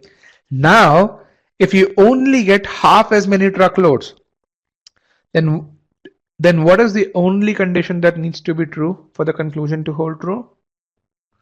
If you're only getting half as many truckloads, what's the only thing which is required for the conclusion to hold true?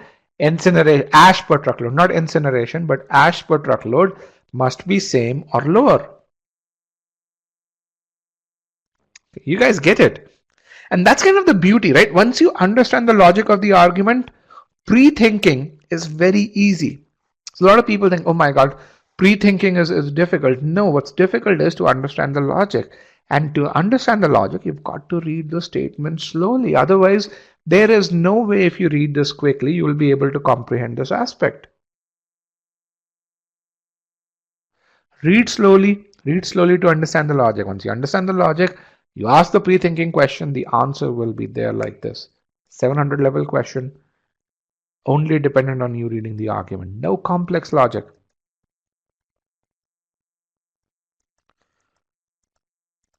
Again, we have the same process here. I'm not going to go through this in detail because I think you guys know this. The possible scenario, the falsification scenario, same falsification question. Under what circumstances will the ash generated be greater than 50%, even if only half as many trucks are sent for incineration? Again, had you formed the falsification scenario, you would have gotten this. The possible scenario is only if the average ash generated per truckload is higher than what it was generated last year. So what is your assumption? The ash per truckload has to be similar or lower, which is what choice D really says. Choice A simply says if you recycle materials, you'll not burn them. Why is it wrong? Because it's already given. This doesn't provide any new information. Choice B talks about the cost of separating. Are we concerned about cost? We are not concerned about cost of either option.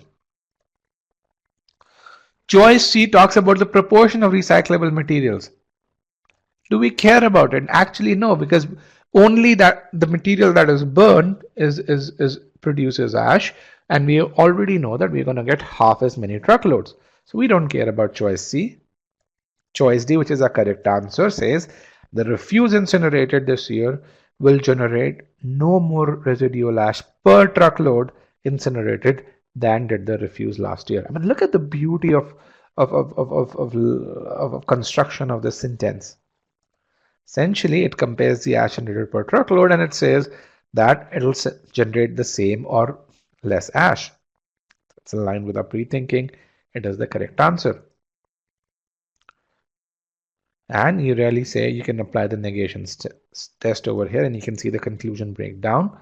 Refuse incinerated this year will generate more ash per truckload than generated last year. The impact on conclusion shattered. Look at it.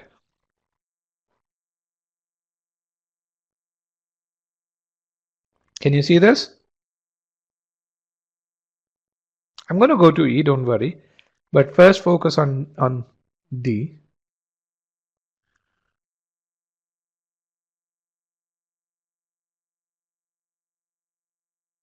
All right, choice E.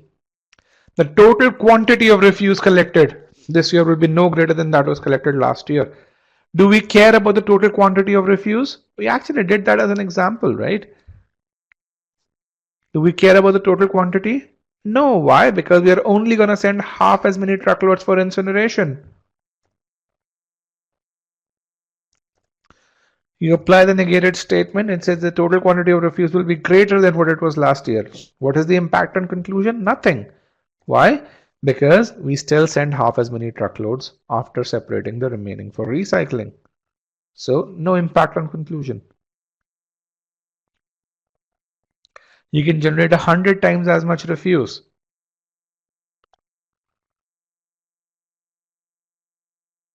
Wordplay is important. Understanding is important. So with that, let's understand where do you go next. This was pre-thinking. We understood what an assumption is. We understood how do we frame a pre-thinking question. We understood what does shattering of conclusion mean. And through these various examples, and we also understood that you have to read the argument slowly. You have to understand the conclusion. And as someone said, the wordplay is critical. You need to do all of these things to get to that 90 percentile, to get to that 720 or higher score. So what is the plan? The first thing that I want to make sure you understand is pre-thinking is not something which is super difficult. It's not a black magic. It's a very methodical process. It is based on your ability to read and comprehend the argument. Once you pre-think, be able to achieve phenomenal accuracy, be able to save a ton of time. Now, getting to that level requires effort, requires diligence. Okay. If you're a free trial student, make sure you do the foundational videos. Make sure you do the practice files. Okay. So go through the introduction to assumption. Most of it you've already gone through, but just for completion. Practice pre-thinking in the logical gap in two entities and practice the questions over here. You may also go through the boldface concept and application files. If you are a new student who's just purchased the course, and I did see about 25 new students come in this morning, make sure you go through the material logically. If you purchase the live course, again, don't rush through it. I know we have sessions this weekend. Your access is available for 6 months. Go build a solid foundation, then do each module in order. The beauty of this system is as you build, the more solid a foundation you build, the easier these modules would become, evaluate, strengthen, weaken, boldface. For those of you who are already done with inference and assumption, tomorrow we're going to talk about evaluate, and we're going to really apply the same method to evaluate. Now, as you're going through each module, do the concept files well, do within concept quizzes. If you make mistakes, go back, revise, take notes. With every video, we can take notes. Similarly, see what we do in step 1, step 2, and step 3 in the application files, and practice quizzes. So do solve the official questions along with the course. It will give you that amazing amount of confidence. At e-GMAT, we give you a lot of data, and use your job is to use that data to figure out what you're doing well and where you don't need to focus on, and where is it that you need to revise stuff.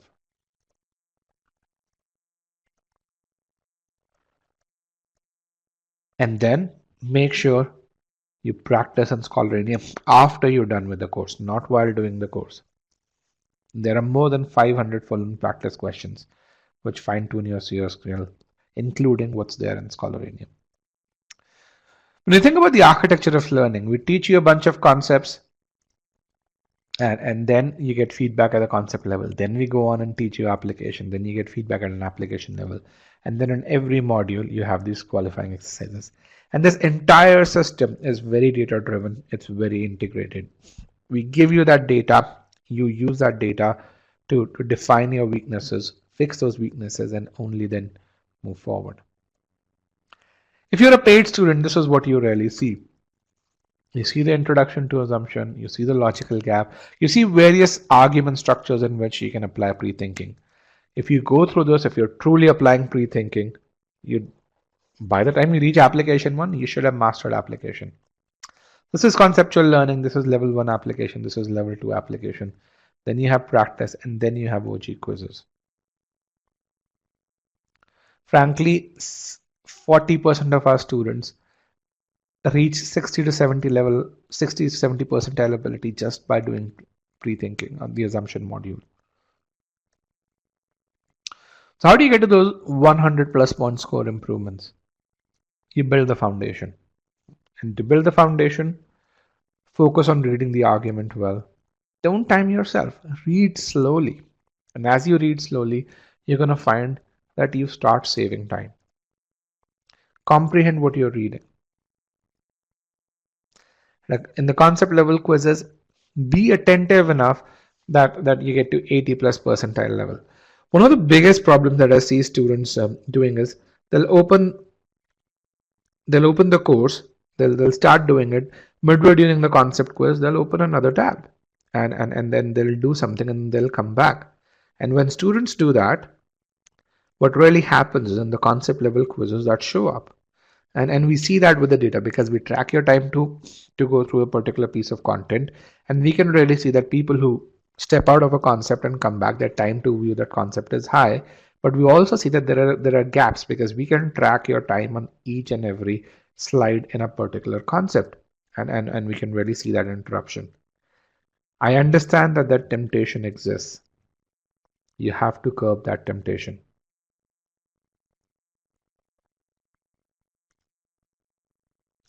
Does this automatically improve RC? Yes, it does.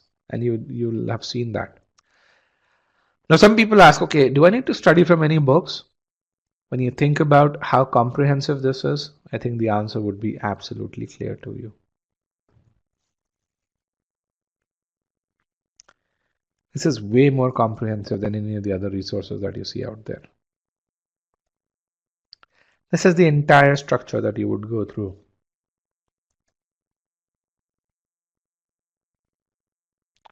You essentially don't need any other resource. No other resource would add half as much value. Here are some more examples. This is a girl who improved from V32 to V46. V46 is 99 percentile on verbal. And she was able to do that, I think, in about 20 days or so. And the reason why she was able to do this is because she focused on doing a few things, but she was very focused while learning.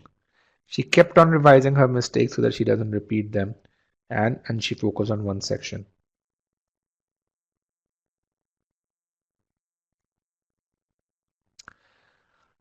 With that, I want to say good luck, and again, stay focused. Focus on learning, and not worry about timing or, okay, oh my God, how much have I improved to? As long as you focus on learning, what you're going to find is that the improvement that you get is an automatic outcome.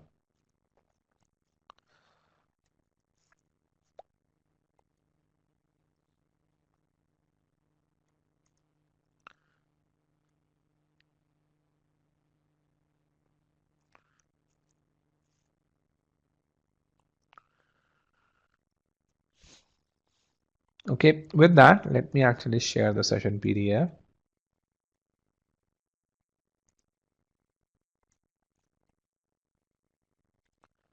All right, let's look at the questions. So Zayed says, I'd done Manhattan 6 months back. Will it help if I revise those concepts and come back, or will it confuse me? I don't think either way it's going to make a difference. The thing which is there is, at a conceptual level, both Manhattan and us, we teach the same concepts. Why? Because it's the same concept that is tested on the GMAT. What you're going to find with e-GMAT is the feedback that you get, which tells you which concepts you're strong in and which concepts you're weak in. And so if you start with e-GMAT right now, you're going to do the pre-assessment quizzes and it will tell you if you know that concept already or not. But revising the concepts is not going to do any harm. Frankly, it might do some benefit, but it's not going to do any harm. Why? Because it's the same concepts.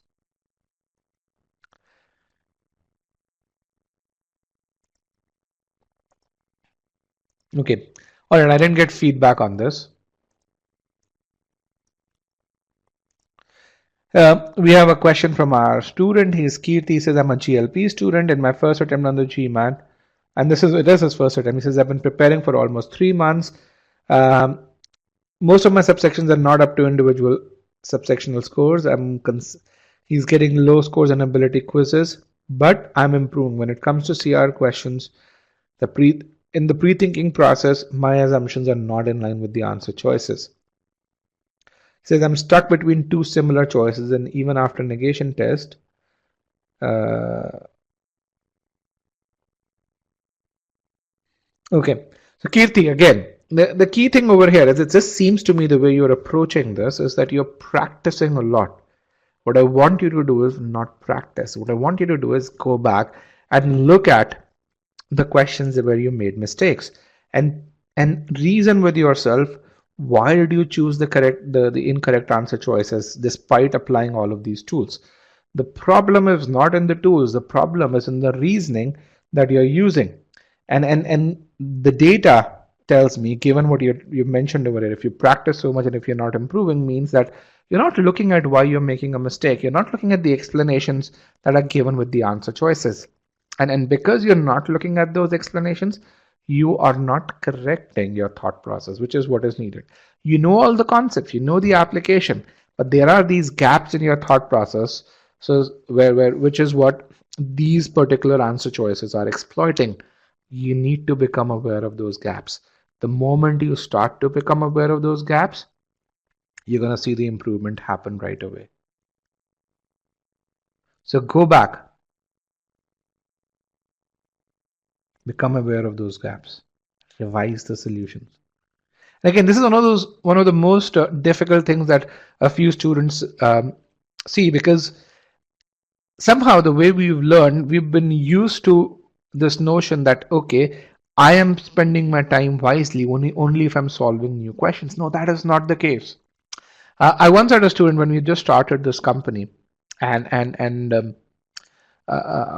he made a statement, and which again it had an impression on me.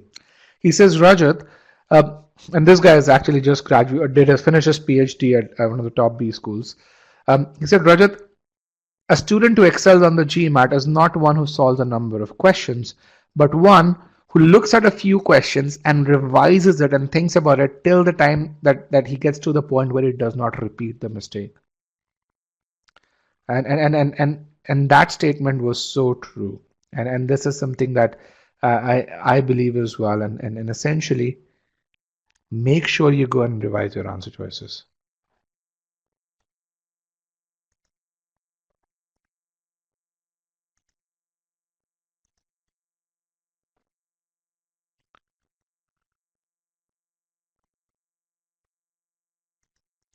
So Dipanshu says, after doing the concept, if the score in the practice quiz is low, what should be the best action? First of all, Dipanshu, after doing a concept, your score in the practice quiz will not be low if you've done two things. One is if you've gone through the course diligently, which means if you've done the foundational files and then done the concept, and B, if you've done it diligently. But if you have a low score in the post-assessment quiz, then go back to the relevant parts of the concept, watch the video again. Okay. So that's something which I would want you to do. What is the difference between verbal live and verbal online? The live courses give you the live sessions, the batch calendar for which I shared with you. Now we do offer a few free sessions, but a majority of our sessions are paid. For example, tomorrow I'll be doing a session on assumptions and evaluate. So that's a paid session. Only our verbal live and GMAT live prep students are there.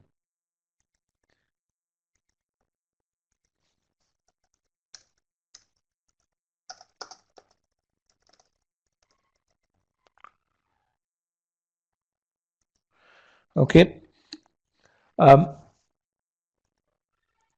Muskan says, I'm studying on my own. I haven't been able to establish a momentum yet. How do I go about this process? Great question. A lot of people face this. So, the first thing that you need to do is create a plan. And which really says, this is what I'm going to do. This is the sequence in which I'm going to do things.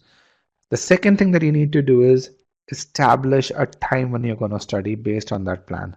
So tell yourself, I'm going to study between 7 and 9 p.m. every day.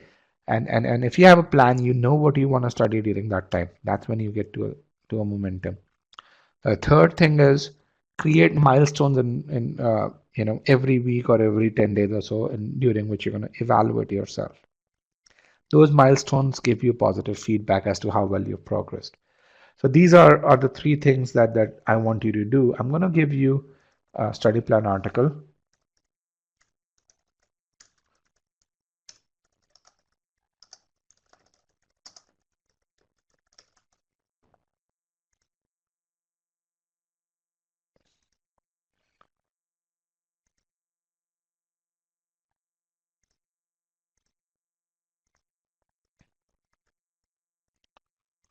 Here is the link to the article. Take a look at that.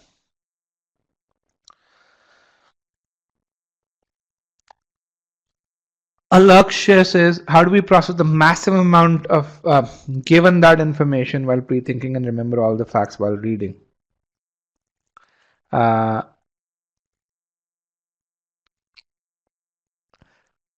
First of all, okay, good point, good question.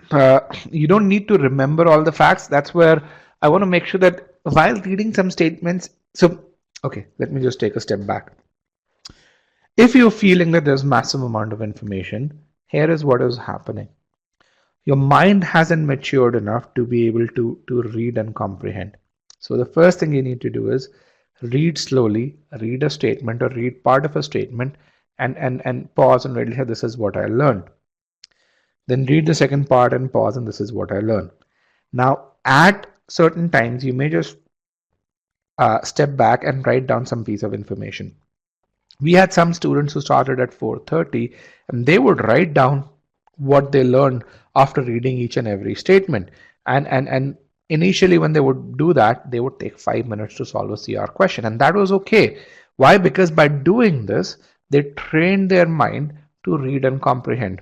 After doing 40 arguments, the 41st argument, they basically had to write down 20% of what they did in the first 5 arguments. So what you're doing is you're building that capacity to read and comprehend and retain. So if you feel that there's massive amounts of information, that's the first step that you need to do. Doesn't matter if you take 5 minutes to answer a question. What matters is that you understand that what you're studying. Once you're done with those 30-40 arguments, your need to write down information is going to shrink to 20% or less. That's when, depending on the complexity of the argument, you define how much you're writing down.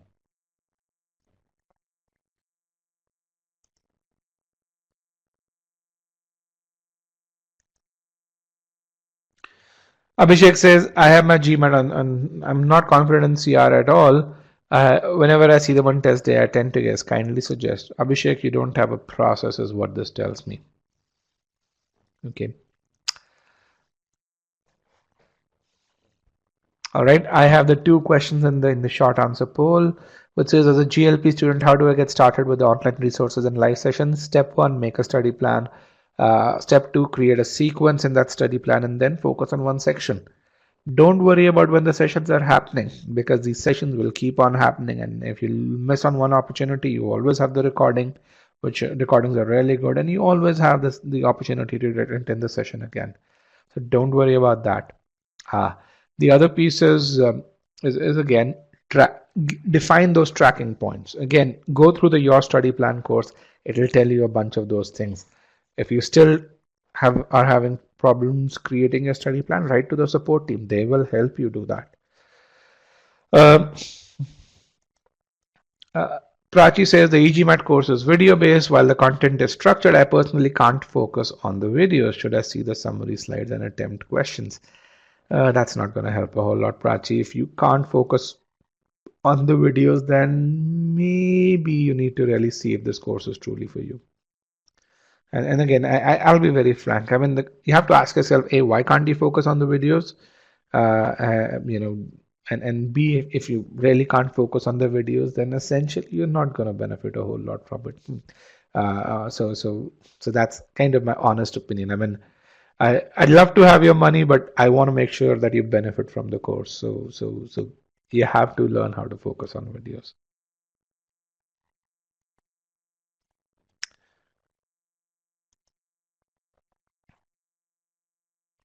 Dipanshu says, what should be the metric to show that I've mastered a particular subsection? And that how many scholarly questions are a hard sample size? Scholarly has classification of questions that you can see over there. Typically, I think 40% of our questions are hard. But again, first make sure you're able to solve medium questions, then go to hard.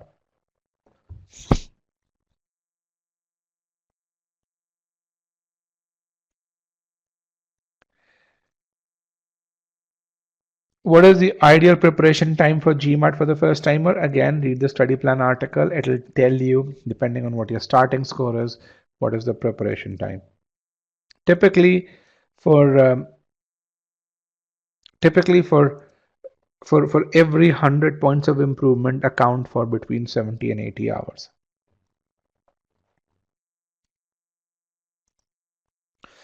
Should we study section wise and master it and then move ahead? Absolutely. Yes, and that's what we tell. Harshada says, what does reviewing a mistake mean? Reviewing a mistake means when you select an answer choice, you really, in which it's the incorrect answer choice, write down, okay, why did you think it was the correct answer choice? If it's an assumption question, why do you think this falsified that this is a must be true condition? And write that down. And when typically that happens, you misinterpret a statement in the argument itself, and you really narrow it down to which statement did you misinterpret, or where did you falter in your logic. Okay. The second thing that you do when you look at this is to really say, okay, you missed out on an answer choice which was actually the correct answer choice and you rejected it. Look at this and ask yourself, why did you reject it? Now, sometimes what really happens is that some students would really just say, I don't like this, without reasoning it out. And really the problem really is they don't focus to reason on it. Some people won't even focus to understand what the answer choice is saying. So there are layers of that you need to peel through. For example, in the question where in the Verland question where you had that special programming piece, a good number of you probably rejected choice A, which was the correct answer, because it was really worded in a very complex fashion and you didn't even read the content of that answer choice. You simply rejected that and said, let me look at other answer choices first. And sometimes it's just about killing that habit.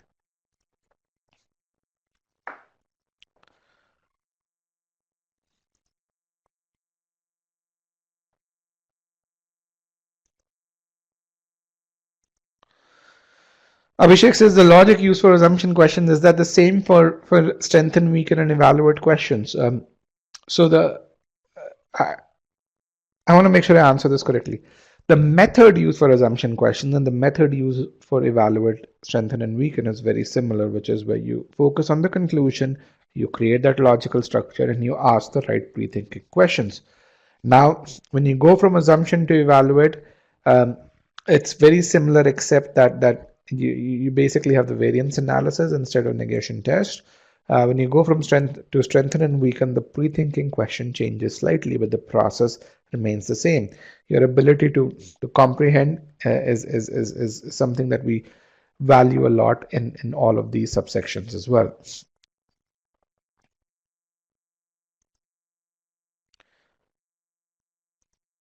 Dipanshu says, do we monitor the progress of your students and advise on where we might be faltering? We monitor the progress of the students in a statistical manner. So for example, we'll look at, and again, as a company, our philosophy is to educate students to monitor their progress. And then if they need help, we actually help them. As a company, we also monitor the files on a statistical level. So for example, if we really say, okay, 1,000 students have gone through pre-thinking logical gap, and more than 50% of them don't get as high a score as we want in the concept file.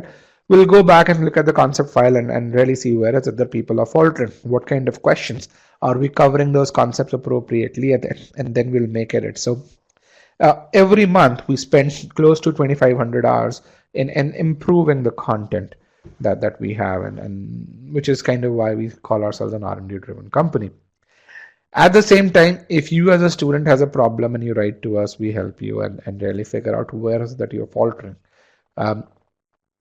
But we equip you to look at the data yourself.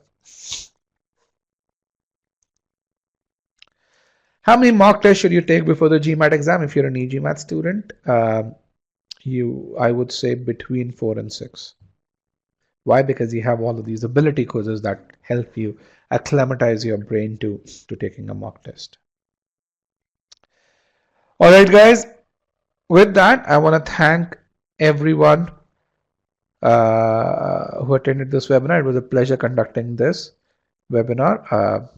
I will see you guys tomorrow in the evaluate session for those of you who are e-GMAT students. Bye-bye and have a good day.